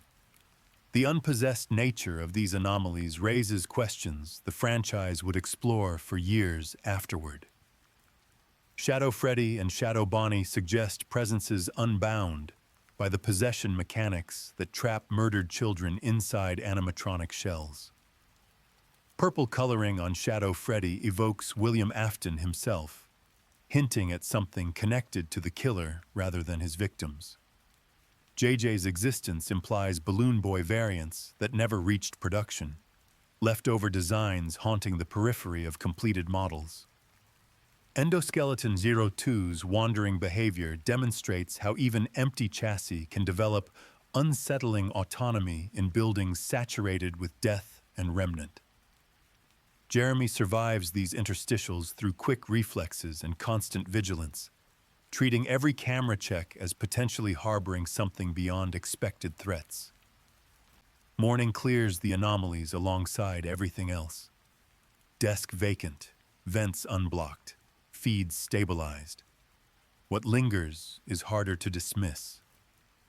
Static patches where Shadow Bonnie appeared carry residual interference. Parts and service feels watched, even when cameras show nothing present. The 1987 location contains layers of strangeness that extend past simple possession, foreshadowing nightmares and shadow variants that would manifest in later entries. Party Room 4 holds a small mystery among its scattered decorations. Camera 04 captures a central table cluttered with deflated balloons, overturned party hats, and confetti-speckled surfaces where 3 paper plate crafts sit propped against each other. Children assembled these during birthday parties, simple art projects made from plates, markers, and construction paper. Paper Freddy depicts a squat brown bear wearing a crudely drawn top hat and bow tie, blocky paws gripping a microphone. Paper Bonnie takes the shape of a lanky blue rabbit with elongated ears and a guitar slung across its torso. Paper Buddy completes the trio as a humanoid figure resembling Balloon Boy, complete with propeller beanie, striped shirt, and a balloon bouquet sketched in cheerful colors. No spirit inhabits these decorations. The dead children incident bound souls to animatronic shells, not arts and crafts left behind on party tables. Jeremy Fitzgerald passes over this camera during most sweeps, prioritizing the prize corner music box, vent blind spots, and hallway approaches where actual threats converge. The paper crafts remain static fixtures under recessed lights, their marker-drawn faces staring blankly at empty chairs. Humidity curls their edges slightly. Confetti dust settles in the creases. Nothing about them suggests movement or awareness. Neglecting camera 4 for extended periods triggers something unexplained. Paper Buddy, the Balloon Boy replica, vanishes from the table and reappears affixed to the right wall of the security office, positioned beside the monitor stack as though someone taped it there while Jeremy focused elsewhere. No camera captures the journey. No audio cue announces the arrival. The craft simply materializes mid-shift, its vacant grin facing the guard from an impossible location. This translocation demands no defensive response. Paper Buddy carries no jump scare, drains no power, and ignores the Freddy mask entirely. Toggling the monitor or flashing the light dispels the presence, returning focus to genuine threats crawling through vents or lurking in hallways. The rarity of this event makes it easy to dismiss as imagination during stressful nights filled with Mangle's static and the puppet's depleting melody. Physical evidence remains after each occurrence, though. Faint adhesive residue on the office plaster where the paper plate hung. Proof that something actually moved through the building without following any documented path. Later locations would feature similar phenomena. Fazbear's Fright in 2023 displayed Paper Freddy and Paper Bonnie migrating to office walls above phantom projections, their presence carrying forward into a building constructed 30 years after the original crafts were made. Security breaches' ruin expansion placed them amid Pizzaplex ruins, fragile paper somehow surviving the earthquake that supposedly destroyed them all. Help wanted. Recreations and ultimate custom night cameos continued the pattern, these simple decorations appearing across multiple eras and venues without explanation. No possession mechanics account for their movement. Remnant binds souls to metal through trauma and proximity to death, processes that should not affect marker ink and folded plates. The Paper Pals exist outside the rules governing everything else in the franchise. Decorations that animate without spirits, relocate without paths, and persist without reason. Dawn returns them to the party room table each morning, edges slightly more worn than before. Jeremy files no report about paper crafts appearing on his walls. Some details feel too strange to document, even in a building where animatronics hunt employees after midnight, where music boxes must be wound constantly to keep a grieving child at bay, where shadow figures glitch across monitors and empty endoskeletons watch from storage rooms. The Paper Pals remain among the franchise's smallest mysteries, easily overlooked but never explained. Marker smiles bright against white plate surfaces as children's innocent artwork transforms into something that moves when no one watches. 30 years passed before anyone tried to profit from the Freddy Fazbear legacy again. Fazbear's Fright opened in 2023 as a horror attraction built on the original pizzeria site, its maze of corridors assembled from salvaged relics spanning decades of tragedy. Tattered classic suits hung from walls alongside crumpled toy chassis. Faux blood-stained party rooms and prop-filled hallways bathed in pulsing red strobes. An unnamed night technician took the graveyard shift in a cramped control office dominated by a large window overlooking shadowed corridors, a doorway on the left shrouded in darkness, and a vent opening on the right wall. Dual monitors displayed feeds from 15 cameras covering everything from the entrance to boiler rooms and backstage storage. A maintenance panel offered controls for the audio lure system, cameras, and ventilation, all prone to failure in this decaying structure. Phone Dude's enthusiastic recordings documented the attraction's construction, including the discovery of a bricked-off safe room behind one of the cameras. Workers found something inside that sealed chamber, a pristine spring Bonnie suit untouched for decades. Management celebrated their authentic centerpiece without understanding what they had actually unearthed. William Afton never truly died. After the events following the 1993 location, he returned to dismantle the possessed animatronics for their remnant. The spirits of his victims cornered him in a back room, and Afton hid inside the old spring Bonnie suit to escape their wrath. Moisture in the air triggered the spring locks. Metal components snapped inward, crushing his body inside the costume while the children watched. The safe room was sealed afterward, trapping what remained of the killer behind brick and plaster for 3 decades.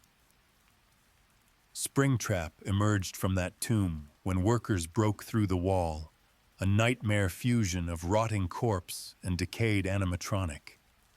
Ears drooping, fur moldering away to reveal mummified flesh fused with the endoskeleton beneath. Remnant kept him alive through all those years of darkness. Now he patrols the horror attraction after hours, drawn toward the night technician by hard-coded protocols that once helped Spring Bonnie locate children. The audio lure offers temporary defense, broadcasting sounds mimicking distressed voices to redirect his attention toward distant cameras. Vent seals block alternate routes through ductwork. Every system failure brings him closer to the office doorway. Springtrap moves with purpose through camera feeds, his decayed body shambling between party rooms and maintenance corridors. The corpse of William Afton remains visible inside the suit, mummified tissue and exposed bone showing through tears in the golden fabric. One ear hangs loose, dangling from damaged servos. His eyes glow white in the darkness, organic tissue somehow retaining luminescence through supernatural means. The Spring Bonnie suit that once charmed children now serves as a prison for the killer's undying rage. Remnant, refusing to let consciousness fade despite 3 decades of isolation. Cameras catch him standing motionless in party rooms, staring at the lens with calculating intelligence that suggests awareness beyond animal instinct or corrupted programming. This is no possessed child seeking justice. William Afton's mind remains intact inside that rotting shell. His obsession with immortality finally realized through the very technology he helped design. The audio lure becomes essential for managing Springtrap's advance.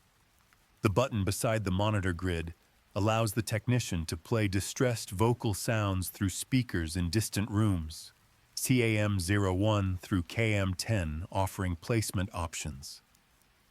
Springtrap responds to these cues with disturbing reliability, his programming still recognizing the sounds of children in distress as something requiring investigation. He turns from his current path and shambles toward the audio source, buying precious seconds while systems reboot or ventilation stabilizes. The lure exhausts after each use, requiring cooldown before deployment again. Timing these distractions demands careful observation of his position across camera feeds, predicting his route and placing the lure strategically to maximize distance from the office. Ventilation failures complicate survival throughout each shift. The attraction's aging HVAC system crashes regularly, plunging the office into overheated darkness while errors accumulate. Camera systems fail next, monitors displaying nothing but static until the maintenance panel restores them. Audio systems crash, disabling the lure at critical moments when Springtrap advances down final corridors toward the office window. Phantoms appear during these failures, spectral projections of animatronics from earlier eras manifesting on camera feeds or in peripheral vision. Each phantom encounter causes additional system errors, cascading failures that leave the technician vulnerable to Springtrap's methodical approach. Phantom Freddy limps past the office window during ventilation failures, his charred green apparition resembling withered Freddy from the 1987 pizzeria. A singed top hat sits crooked on his head. His bow tie hangs frayed across a chest where melted fabric reveals the endoskeleton beneath. This spectral band leader shuffles from left to right across the window's expanse, casting wavering shadows over prop-strewn corridors beyond. White pinpricks glow in his hollow eye sockets, piercing through the attraction's red strobe haze. Raising the monitor or opening the maintenance panel dispels him instantly, but looking directly at his limping silhouette triggers a jump scare where his scorched face engulfs the screen in inverted colors and distorted roaring. Ventilation fails immediately, regardless of current system status. Vision blacks out, and error timers accelerate, buying precious seconds for Springtrap to advance through sealed ducts or shadowed hallways. Phantom Chica materializes on Camera 7's arcade alcove as a scorched green projection of the original Chica from 1985.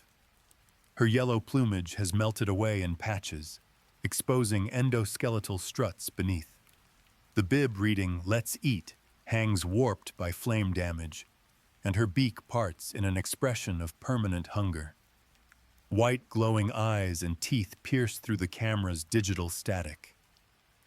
Prolonged focus on this feed triggers her emergence, those glowing irises locking onto the lens during extended dwells. Switching to any alternate camera or the vent map dispels her before the jump scare activates. Failing to redirect in time fills the screen with her distorted face, colors inverting as a screech tears through speakers. The attack causes instant ventilation failure. Vision blacks out, error timers accelerate, and audio lures essential for redirecting Springtrap go temporarily mute. Phantom Foxy materializes directly inside the office, crouching beside a box overflowing with salvaged animatronic parts and singed plush toys.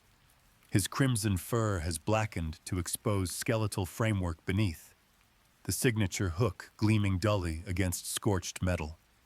An eye patch hangs over empty voids where eyes once glowed. Peripheral vision catches his form emerging near the cluttered box, but raising the monitor or opening the maintenance panel dispels him instantly. Direct eye contact triggers an immediate lunge, his hook slashing forward through inverted colors and guttural roaring. Ventilation fails regardless of current system status. Vision blacks out, creating openings for Springtrap to advance through boiler rooms and ductwork toward the office.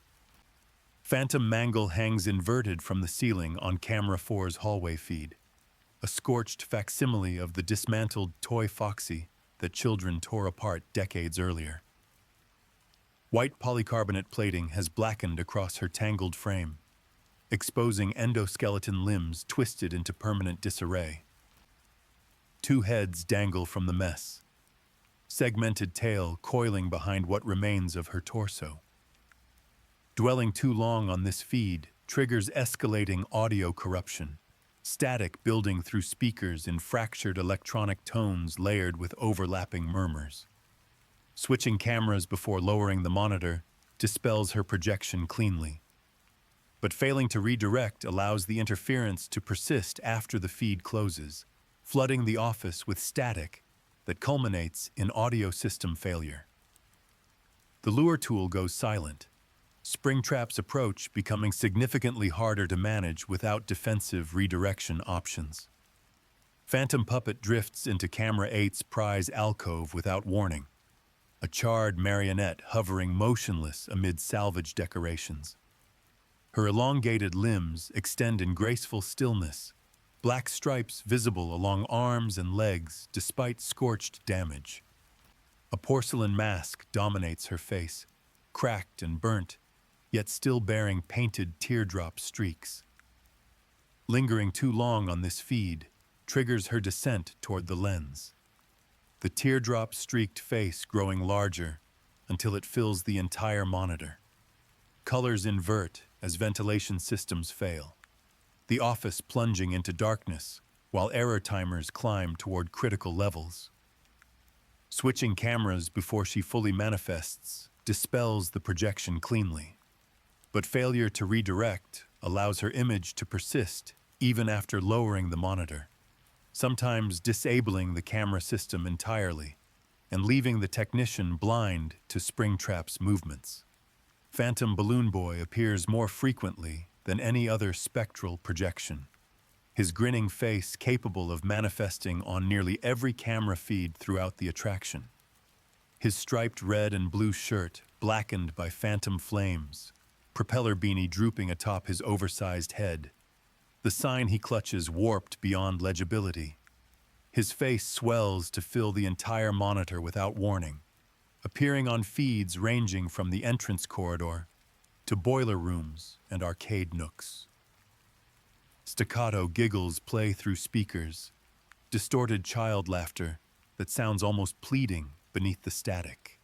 Staring at the overlay until lowering the monitor triggers a jump scare where his image lunges forward through inverted colors, piercing laughter accompanying immediate ventilation failure. Switching cameras, the instant Balloon Boy appears, banishes him in a burst of static, preserving air quality and maintaining access to essential systems. These phantoms represent something new in the franchise's haunting mechanics. Gabriel's essence no longer operates through a physical endoskeleton he can move and direct. Instead, his anger refracts through Afton's remnant vessel into projected hallucinations that attack perception rather than flesh. The evolution mirrors what the series would explore further in later entries, hauntings that transcend metal shells to exist as images, glitches, and digital corruption. Each successful evasion fades them into nothing without lasting consequence, but repeated summons under escalating heat and failing systems demand faster reflexes. Springtrap advances methodically through all of this, his decayed footsteps echoing through maintenance corridors as phantoms scatter the technician's attention across competing system failures. Later nights end in fire. Flames consume the attraction around 5 a.m., incinerating props and phantom projections alike. Springtrap claws free from the collapsing structure, Remnant refusing to let Afton's story end in another blaze. The horror attraction burns to ashes, its salvaged relics destroyed. But the thing inside that rotting suit survives to continue its decades-long journey towards something worse. A newspaper clipping following Night 6 confirms what the fire could not accomplish. His silhouette lurks in the background of demolition coverage, barely visible behind a Freddy figurine amid headlines proclaiming the building's destruction. Fazbear's fright collapses into ashen silence, and William Afton walks away scarred but functional, dragging decades of murder and possession forward into whatever comes next. 5 Nights at Freddy's. 4 shifts away from pizzerias and horror attractions into something far more personal, a child's bedroom in 1983. Weeks after the bite at Fredbear's family diner, Evan Afton lies in a coma following the incident that crushed his skull. His older brother Michael's cruel birthday prank ended in spring-locked jaws clamping shut during what should have been a celebration. The nightmares that follow belong to this fractured family, hallucinatory recreations of Evan's deepest fears manifesting as gameplay. Faded floral wallpaper peels at the corners of a modest room. A single bed sits piled with crumpled sheets and plush Fredbear toys that stare blankly from a makeshift pillow fort. A narrow closet door hangs partially open beside a cluttered nightstand holding a lamp and scattered crayons. Dim hallway light filters through doorways on the left and right, passages that must be monitored constantly for approaching threats. These nightmares carry no remnant. No murdered children inhabit the twisted forms stalking these halls. The horrors here arise purely from psychological trauma. Evan's terror of animatronics bloating into towering monstrosities with elongated limbs, razor-filled mouths, and shadowed eyes that move through darkness guided by sound alone. Evan's fear began before the bite. At Fredbear's family diner, the young boy witnessed a spring-lock suit malfunction, moisture triggering the internal mechanisms to snap inward, crushing an employee inside. Blood sprayed from the costume seams while metal ground against flesh. Evan misunderstood what he saw, believing the animatronic had literally devoured the person wearing it. His brother offered no comfort. Michael and his friends tormented Evan relentlessly, locking him inside parts and service rooms, forcing Fredbear masks over his head, chanting songs until the crying child retreated into terrified isolation. Nightmare Bonnie emerges from the left hallway as a grotesque transformation of the stage performer Evan once watched at Freddy Fazbear's Pizza. His indigo fur hangs matted and slick under the faint glow of a single hallway bulb. Rows of needle-sharp teeth frame a cavernous throat where a friendly smile once greeted children. A shredded bow tie dangles over exposed ribcage pistons, and oversized crimson claws scrape against narrow walls as he advances in deliberate lurches, each movement warping the familiar guitarist silhouette into something born from a dying child's deepest terror. Heavy breathing announces Nightmare Bonnie's arrival at the doorframe, deep mechanical rasps filling the hallway when he stands just outside. The player must sprint from wherever they stand and pause for several seconds to confirm the sound before holding the door shut. Releasing too early invites disaster. Using the flashlight instead of listening first guarantees a jump scare where jagged jaws engulf the screen amid guttural roaring. Nightmare Chica claims the right hallway as her territory, a mirror passage to Nightmare Bonnie's domain on the opposite side. Her featherless yellow hide stretches over pulsating endoskeleton plating, her body bloated far beyond the proportions of the stage performer she once resembled. A bib reading "Let's Eat" hangs in tatters across her chest, the cheerful slogan now framing a yawning maw filled with jeweled rows of serrated teeth slicked with what looks like saliva. Mechanical gurgles emanate from her plated abdomen as she advances, sounds that evoke endless hunger, transformed into something predatory. Nightmare Cupcake accompanies her as an autonomous threat, a pint-sized horror sporting cavernous jaws ringed by jagged dentition beneath pink frosting. Wet, rasping breath announces Nightmare Chica's arrival at the right doorframe, thicker and heavier than Nightmare Bonnie's mechanical inhalations from the opposite hall. Nightmare Cupcake operates on a separate schedule, appearing beneath the bed during routine sweeps regardless of where Chica currently stands, glowing orange eyes peeking from the dark gap, demanding prolonged flashlight exposure until an audio cue confirms the creature has retreated. The bedroom closet stands slightly ajar across from the bed, a cramped alcove crammed with swaying coats on wire hangers and crumpled cardboard boxes spilling forgotten toys.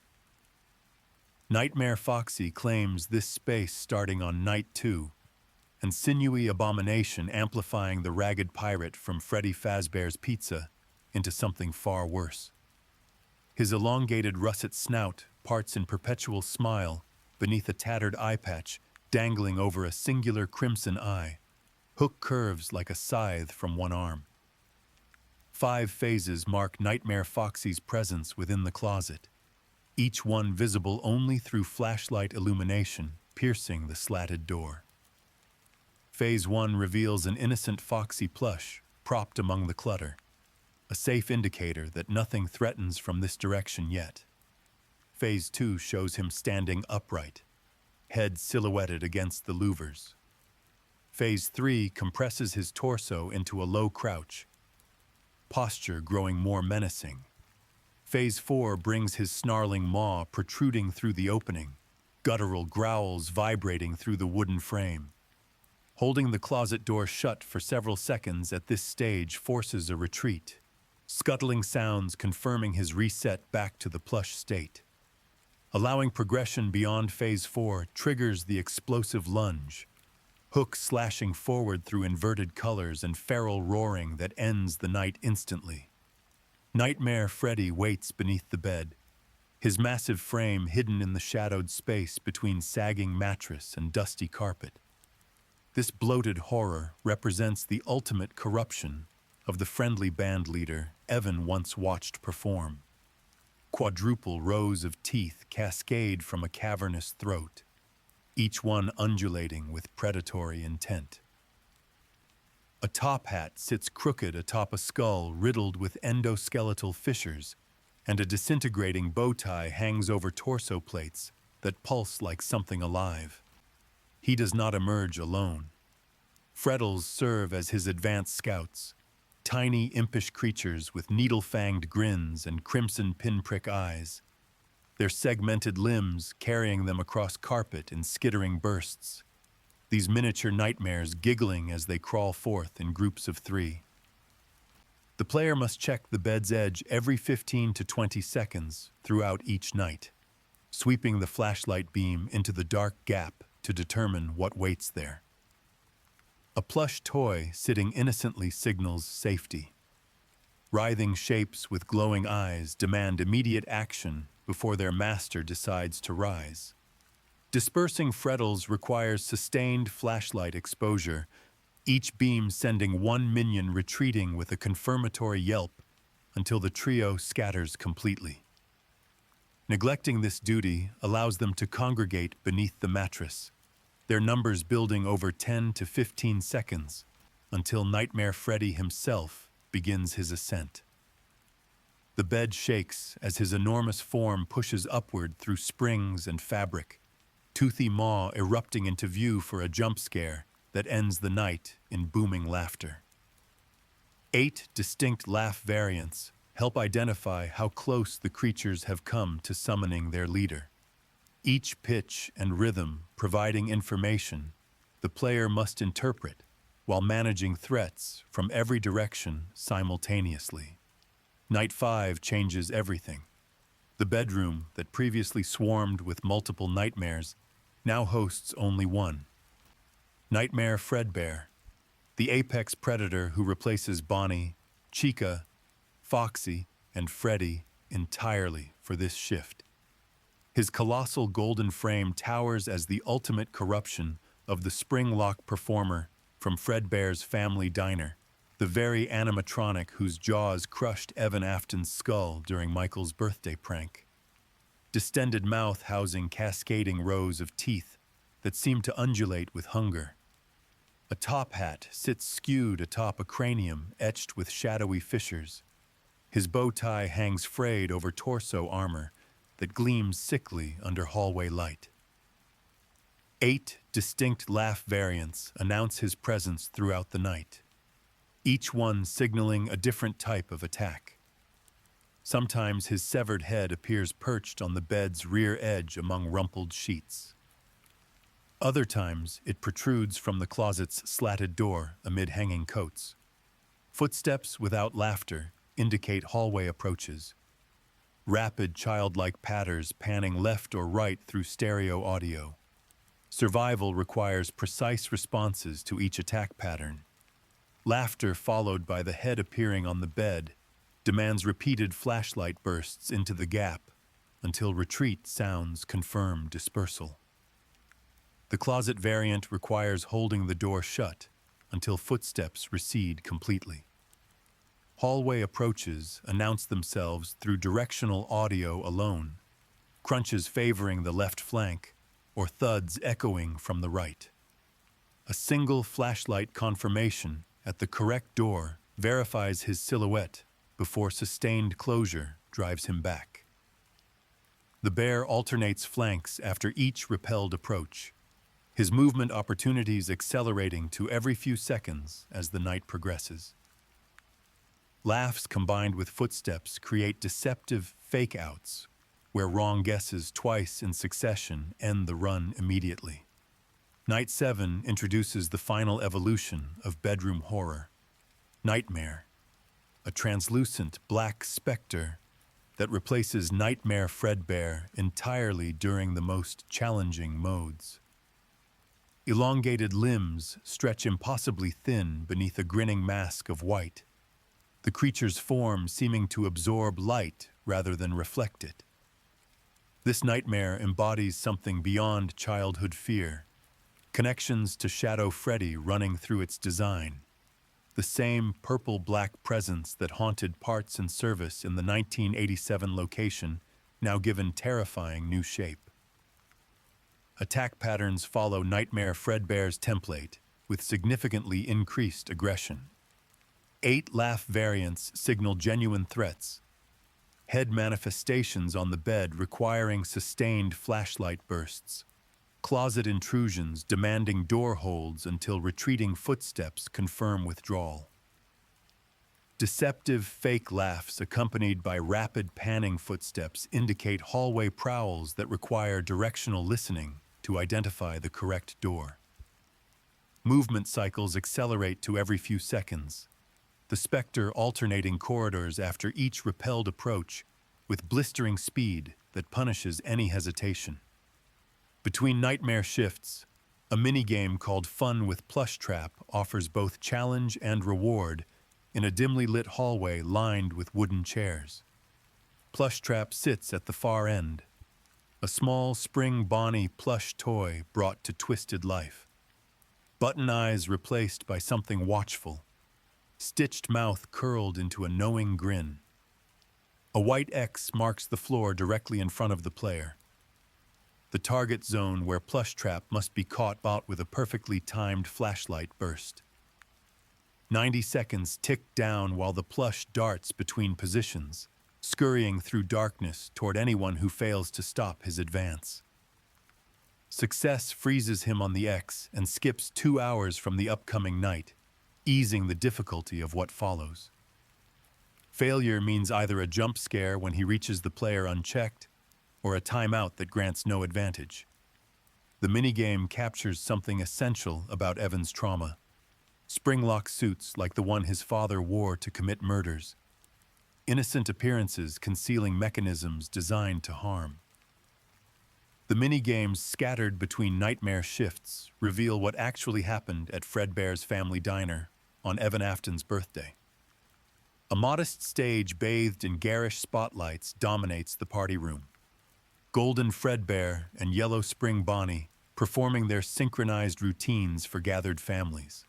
Michael and his friends lifted Evan as a prank, hoisting the struggling child onto a metal folding chair before shoving his head into Fredbear's open mouth. Tears streamed down Evan's face. Moisture reached the spring lock mechanisms holding Fredbear's jaw in performance position. Metal gave way under the combined pressure of mechanical failure and a child's weight. The jaw clamped shut with crushing force, collapsing Evan's skull in an instant, while birthday music continued playing and partygoers screamed. The bite of 83 ended one child's life and fractured a family beyond repair. Evan's death echoes through every tragedy that follows in the franchise. Michael carries the weight of what his prank caused, guilt driving him through decades of night guard shifts. William descends deeper into murder and experimentation, the loss of his youngest son doing nothing to slow his pursuit of eternal life through Remnant. Beneath the abandoned Circus Babies Pizza World lies a sprawling underground complex called Circus Babies Entertainment and Rental. William Afton designed this subterranean facility to house animatronics available for private events, machines equipped with hidden mechanisms meant for purposes far darker than entertainment. Cold concrete corridors stretch between interconnected chambers from elevator entry points through control modules and maintenance areas to the deepest processing rooms. Sparse blue lighting strips illuminate rusted bulkheads while coolant drips echo through ventilation shafts.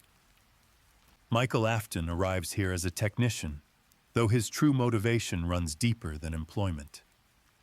Guilt over his brother Evan's death at Fredbear's family diner drives him to investigate his father's facilities, searching for answers about what William has been building in secret.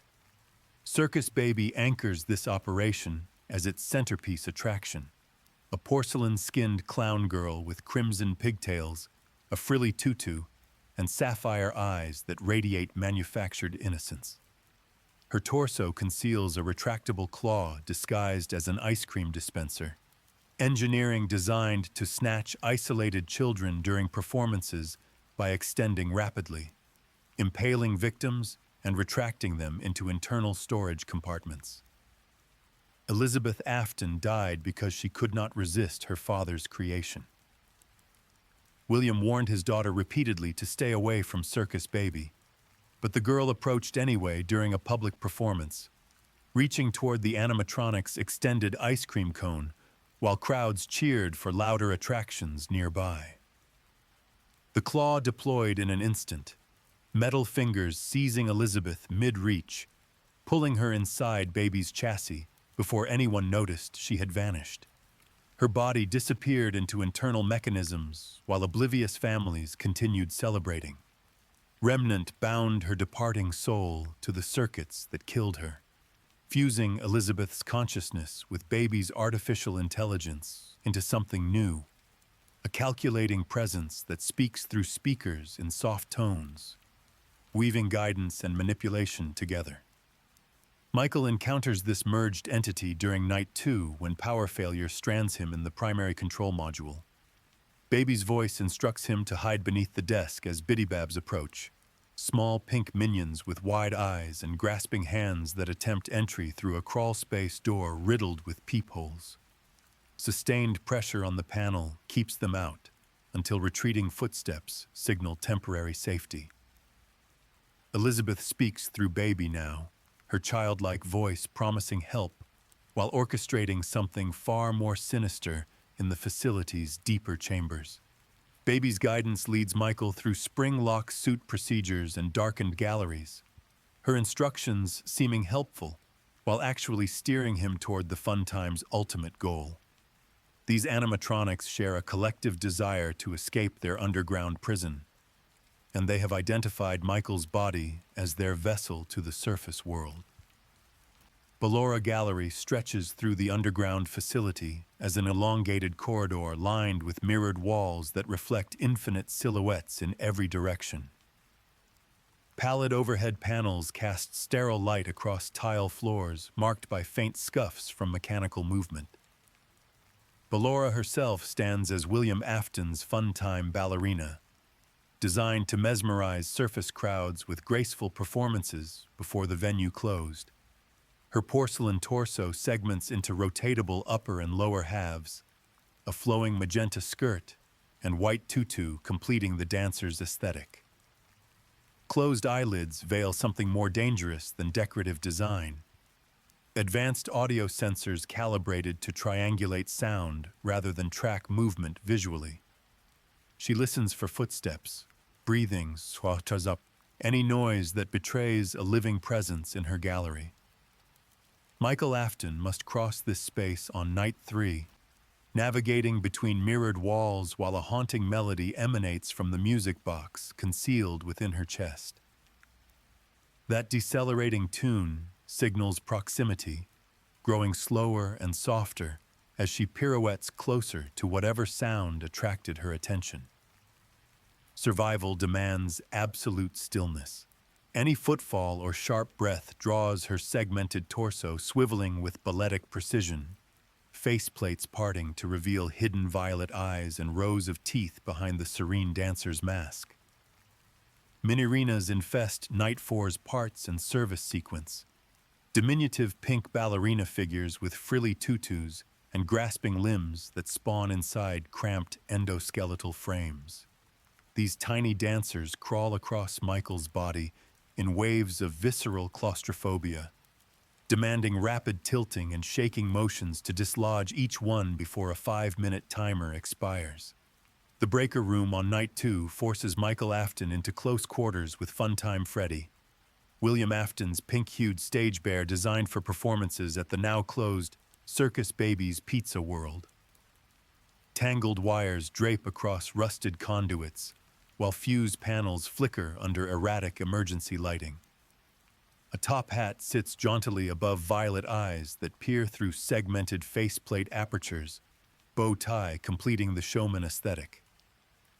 Bonbon perches on Freddy's right palm as a detachable hand puppet, a small blue rabbit with wide stitched eyes and rosy cheeks, capable of mimicking voices with unsettling accuracy. Michael must restore power to 10 facility systems through the maintenance panel, each meter filling incrementally while monitoring Freddy's position on an inset display. An audio lure button broadcasts childlike sounds that draw the bear forward in lurching advances, metallic thuds marking each step closer until he reaches optimal range for the shock that resets his position. Night 3 relocates Michael to parts and service for maintenance work on Funtime Freddy's deactivated frame. Hand unit directs the repair procedure, but Bonbon refuses to cooperate. The puppet detaches from Freddy's hand and emerges at 3 different spawn points: left shoulder, right knee, or microphone grip, requiring precise flashlight clicks on his nose to reset each appearance.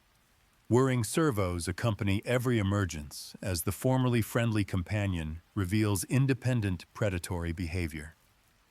3 successful ejections power down the bear completely, allowing safe passage to the next chamber. Funtime Auditorium plunges Michael Afton into complete darkness on night 2, a cavernous stage space where retracted curtain rails hang overhead and polished wooden planks stretch toward an unseen exit.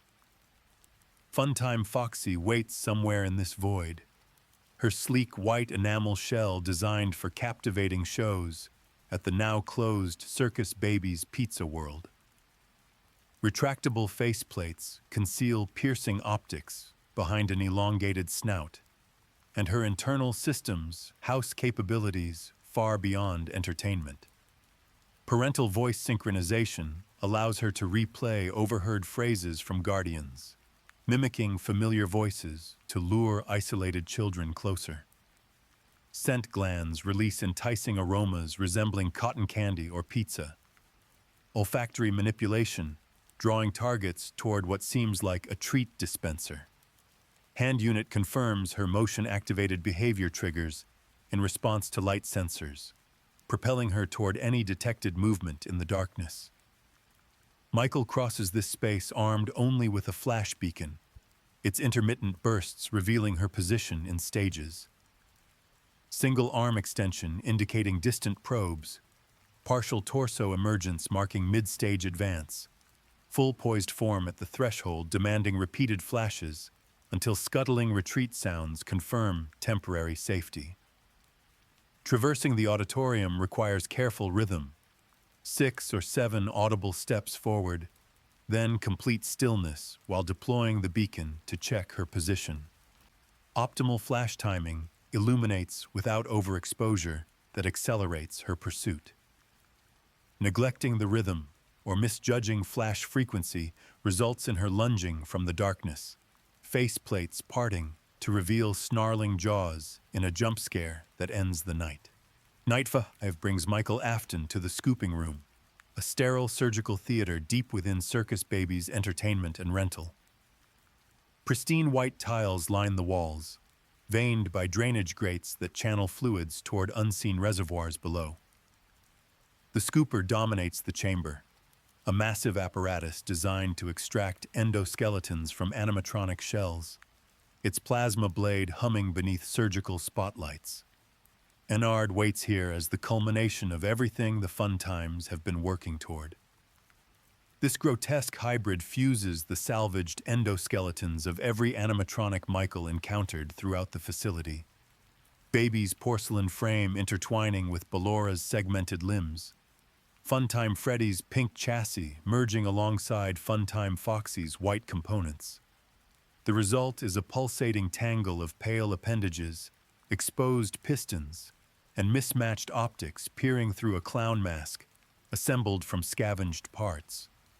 Elizabeth's consciousness asserts dominance within this collective, her spirit guiding the amalgamation toward its singular goal: escape from the underground prison her father built. Voices cycle through overhead speakers in fragmented pleas as Michael lies strapped to the central table. Baby's soothing tone yields to Ballora's melodic warnings before Freddy's distorted baritone joins the chorus. The scooper descends. The canonical ending sees Enard hollow Michael's body and pilot his skin to the surface through service elevators, escaping the underground facility by wearing a human disguise. Remnant keeps Michael alive through what should be fatal trauma, his father's experiments granting undeath to the son who came seeking answers about Elizabeth's fate. Days pass in apparent normalcy before the body begins rotting, flesh turning purple as necrotic tissue sloughs away in visceral decay. Enard eventually ejects from the failing husk, abandoning Michael in a back alley where his corpse somehow continues functioning despite missing internal organs. The amalgamation fractures afterward, individual components pursuing separate paths. Baby's consciousness reforms into Scrap Baby, Elizabeth's spirit still driving the clown shell toward goals of her own. The remaining Funtime components tangle together as Molten Freddy, a wiry mass of fused endoskeletons that retains collective awareness without Baby's leadership. Michael survives as a walking corpse, animated by Remnant, his quest to undo his family's damage far from complete. Freddy Fazbear's Pizzeria Simulator appeared on auction sites in late 2023, disguised as a free business management game, its cheerful facade concealing something far more deliberate. Michael Afton takes employment at a nondescript pizzeria under the guidance of a mysterious figure called Cassette Man, Henry Emily operating from the shadows, still grieving his daughter Charlotte's murder 40 years earlier. The venue itself feels cobbled together from leftover parts, jerry-rigged ovens, overloaded fuse boxes, and stage attractions featuring rock star animatronics alongside budget performers called the Mediocre Melodies. Happy Frog strums a banjo while Mr. Hippo delivers meandering stories to sparse crowds. None of these machines carry possessed souls. They exist purely as window dressing for the real purpose Henry designed this place to serve. Alleyways behind the building become dumping grounds for salvaged horrors, remnants from across the franchise's history, arriving one by one for inspection. Molten Freddy emerges first. The tangled Funtime endoskeletons that remained after Enard ejected from Michael's body, wires fusing Ballora's limbs with Freddy's chassis, and Foxy's frame into something that oozes remnant agony. Henry's recorded tapes instruct Michael to examine each find, assessing sentience and threat level before deciding whether to keep or discard these dangerous relics. Scraptrap arrives next, William Afton's mummified corpse rebuilt within the fire-scarred spring Bonnie suit that clawed free from Fazbear's Fright Inferno, glowing eyes piercing through decayed golden fur. Scrap Baby follows, Elizabeth's spirit still inhabiting her clown shell after abandoning Michael's hollowed skin, her scarred torso whispering calculated taunts during salvage inspection. Lefty completes the collection as Henry's own creation, a black bear whose name stands for Lure Encapsulate Fuse Transport Extract. This machine was built specifically to capture the security puppet, drawing Charlotte's spirit inside through methods only her father could devise. Salvage procedures unfold in isolated back rooms where Michael circles each animatronic 3 times, monitoring for aggression cues through flashlight illumination. Molten Freddy's top hat tilts when agitated. Scraptrap stares directly at the inspector. Scrap Baby leans backward before striking. Lefty hunches forward as warning. Audio prompts and clipboard checks help assess sentience levels, optional taser deployment providing risk data, and cash bonuses for successful evaluations. Night shifts transform the pizzeria into a hunting ground, where salvaged remnants prowl through vents and shadows.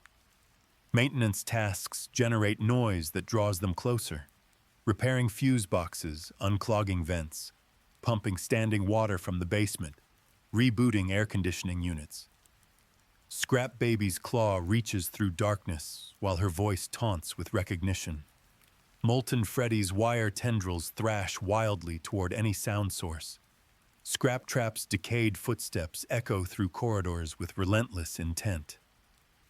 Lefty's distant lullaby masks Charlotte's sorrowful presence within the black bear shell.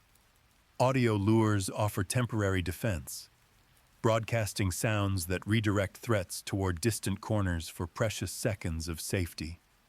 Henry's tape recordings grow more revealing as nights progress, his veiled monologues hinting at the true purpose behind this elaborate gathering. Every salvaged horror converging under one roof serves his final plan, a deliberate trap designed to end the cycle his former partner began. The completion ending ignites everything in synchronized flame. Michael accepting his role in the pyre that consumes his father, his sister, and the remnants of every soul William Afton corrupted. Henry speaks his farewell as fire claims the building. Connection terminated. I'm sorry to interrupt you, Elizabeth, if you still even remember that name. But I'm afraid you've been misinformed. You are not here to receive a gift, nor have you been called here by the individual you assume. Although you have indeed been called. You have all been called here, into a labyrinth of sounds and smells, misdirection and misfortune. A labyrinth with no exit, a maze with no prize. You don't even realize that you are trapped. Your lust for blood has driven you in endless circles, chasing the cries of children in some unseen chamber, always seeming so near, yet somehow out of reach. But you will never find them. None of you will. This is where your story ends. The pizzeria burns with everyone inside, ashes settling over decades of tragedy finally brought to conclusion. Scraptrap's glowing eyes dim in the flames. Molten Freddy's wires melt into slag. Scrap Baby's voice finally falls silent. Lefty releases Charlotte's spirit as the fire consumes the machine designed to capture her. Henry Emily's plan succeeds where every previous attempt at ending the haunting failed. Michael Afton accepts his death, finding peace in knowing he finally undid some of the damage his family inflicted.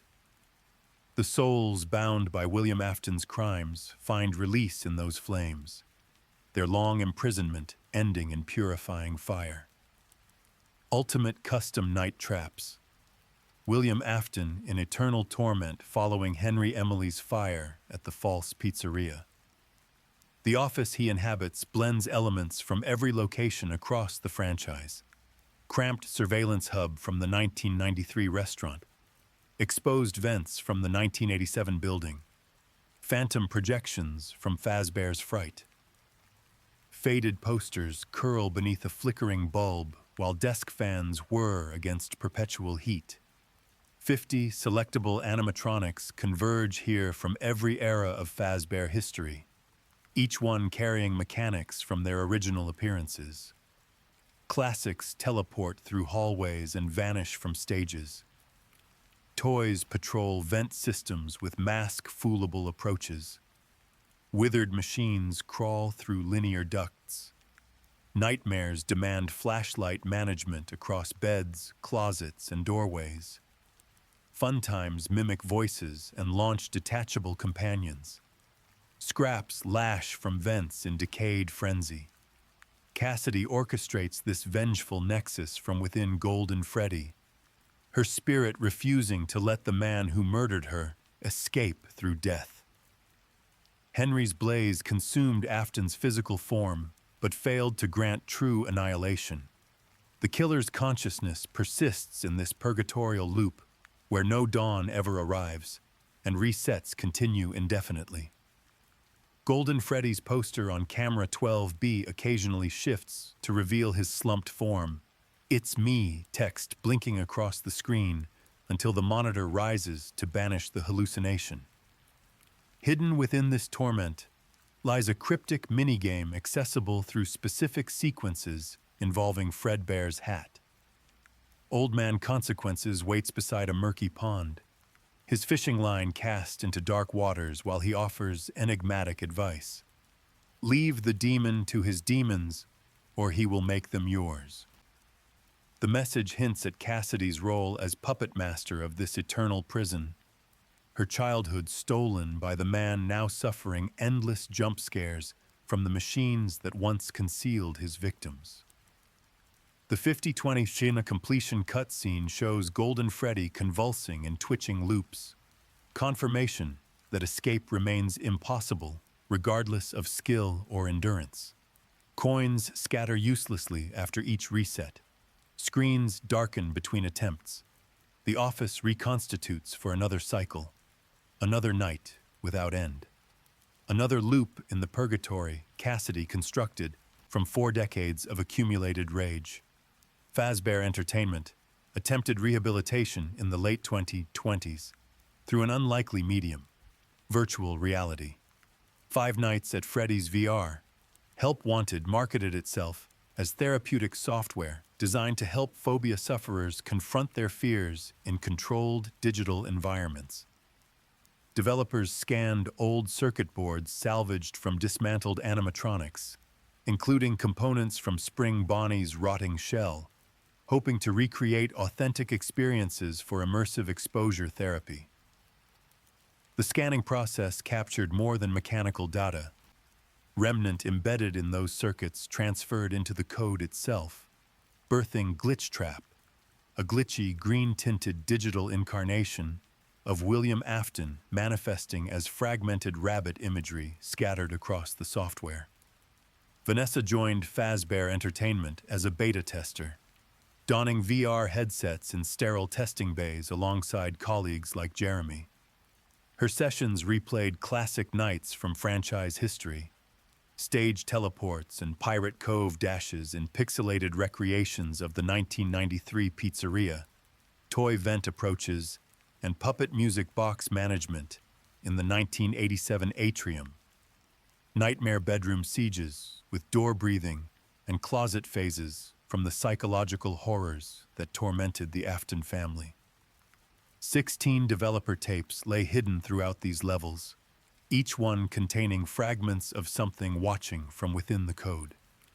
Tape Girl's recordings document the anomaly spreading through Help Wanted systems.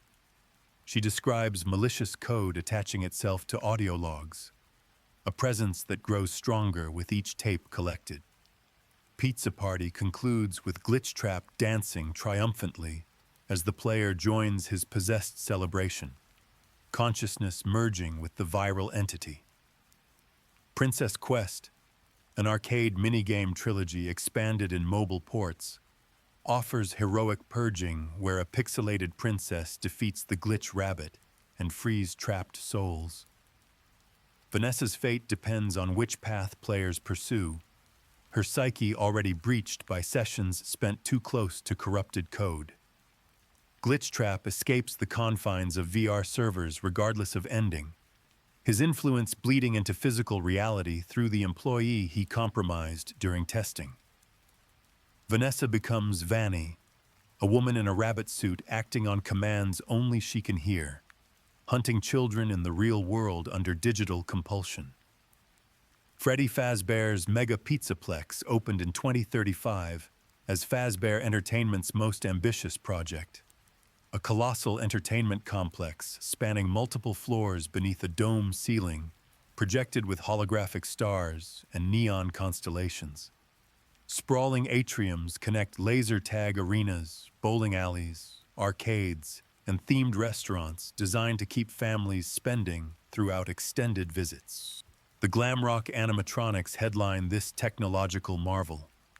Glamrock Freddy in his orange top hat with electric guitar ready for stage performances. Glamrock Chica promoting the food courts.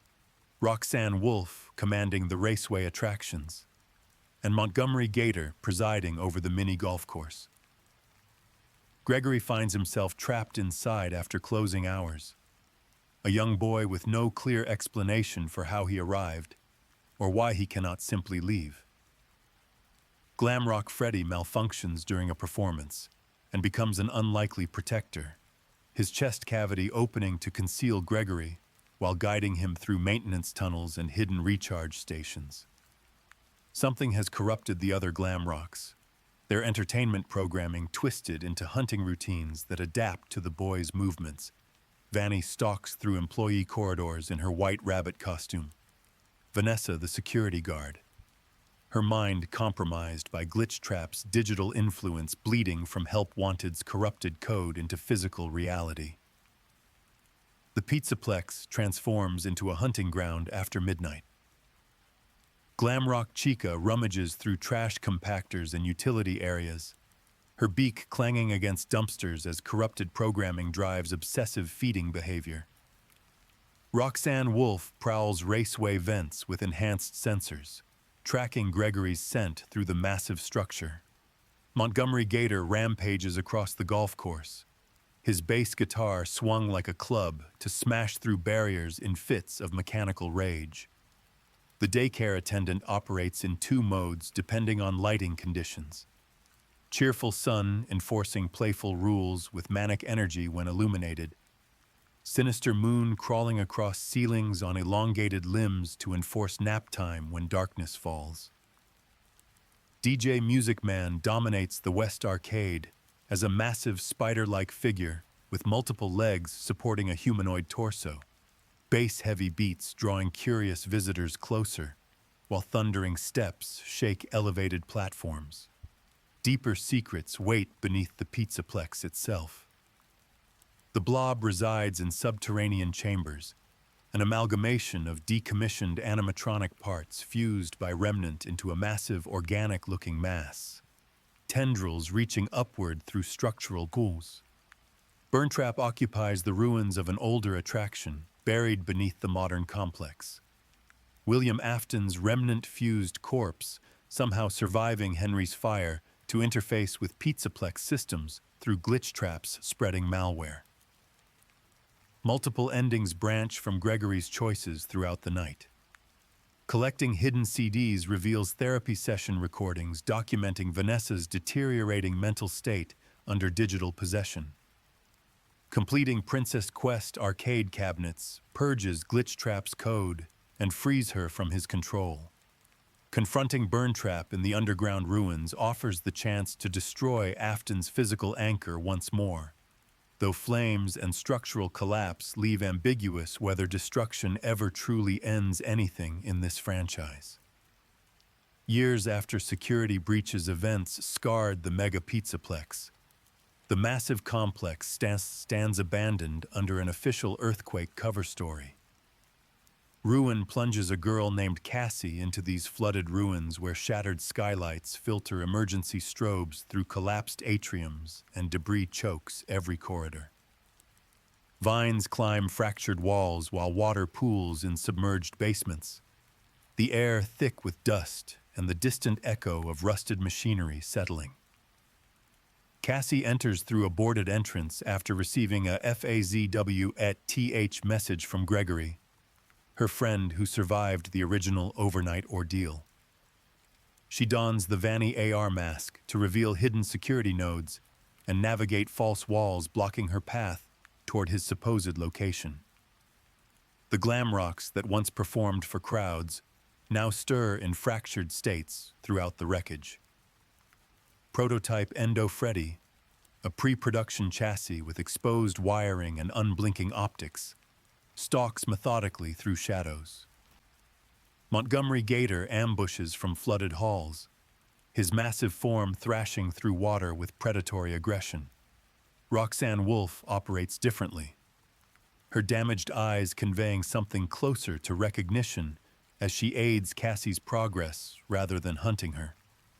Mini music men swarm behind sound-activated barriers, their cymbal clashes echoing through the desolation.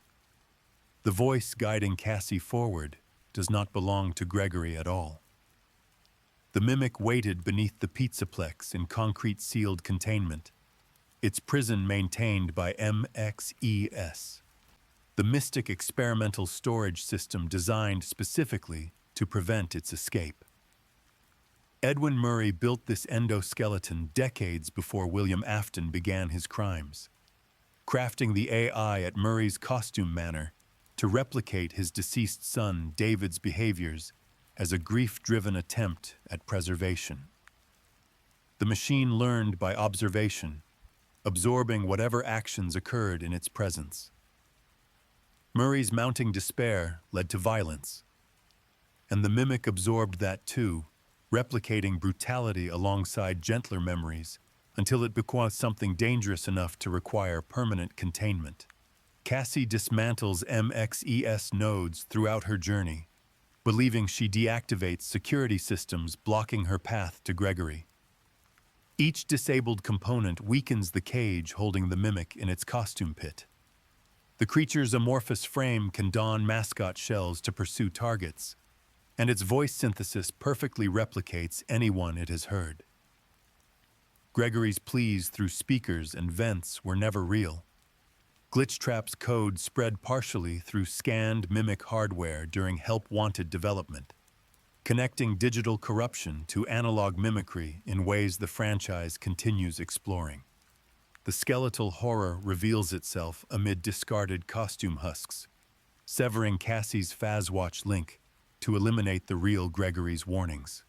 Multiple endings branch from Cassie's choices in the flooded depths. The elevator drop concludes with the mimic cutting cables after stating they cannot risk being followed, plunging her into darkness with Gregory's voice still echoing from something that was never him. The true ending sees Cassie confront the containment system directly, while Roxanne Wolf fights the mimic in a sacrificial standoff, the damaged Glamrock buying time for escape. Her final word, Cassie, implies survival amid deliberate ambiguity, cycles persisting as the mimic breaches surface level regardless of which path players pursue. The Mega Pizzaplex stands quiet now, seismic damage and official cover stories keeping visitors away from atriums where glamrock animatronics once performed beneath holographic constellations.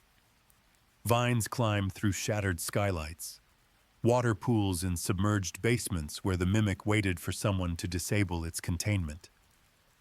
This ending connects to a beginning decades earlier, when William Afton and Henry Emily opened Fredbear's Family Diner with dreams of mechanical entertainment and spring-lock suits that could double as costumes. Charlotte Emily died outside that diner in 1983, her spirit fusing with the security puppet her father built to protect children. Evan Afton died inside it, his skull crushed by Fredbear's jaws during a birthday prank gone wrong. These tragedies fractured families and launched obsessions that would span 40 years. William pursued immortality through Remnant, the substance created when emotional trauma binds souls to metal. Henry buried himself in work, unaware his partner was murdering children in the back rooms of their shared business. Michael carried guilt for what his cruelty caused, eventually dedicating his existence to undoing the damage his family inflicted on so many innocent lives. The missing children incident in 1985 created the Classic Four: Gabriel and Freddy, Jeremy and Bonnie, Susie and Chica, Fritz and Foxy, with Cassidy occupying the mysterious Golden Freddy. Charlotte's spirit granted them existence within those shells, and they hunted anyone who resembled their killer through every location Fazbear Entertainment opened afterward. Withered versions returned in 1987 alongside sleeker toy models, the dead children. Incident adding more victims to the growing count. Underground facilities hid funtime animatronics designed for child abduction, their convergence into Enard hollowing Michael's body for an escape that left him walking as a remnant animated corpse. Fazbear's Fright burned with Springtrap clawing free. The false pizzeria burned with everyone Henry lured inside. Purgatory trapped Afton in ultimate custom night under Cassidy's eternal vengeance. Glitchtrap spread through scanned circuit boards into virtual reality, corrupting Vanessa into Vanny's rabbit-suited hunts. The Glamrocks performed in a mega-complex, built over older ruins where Burntrap waited to interface with modern systems.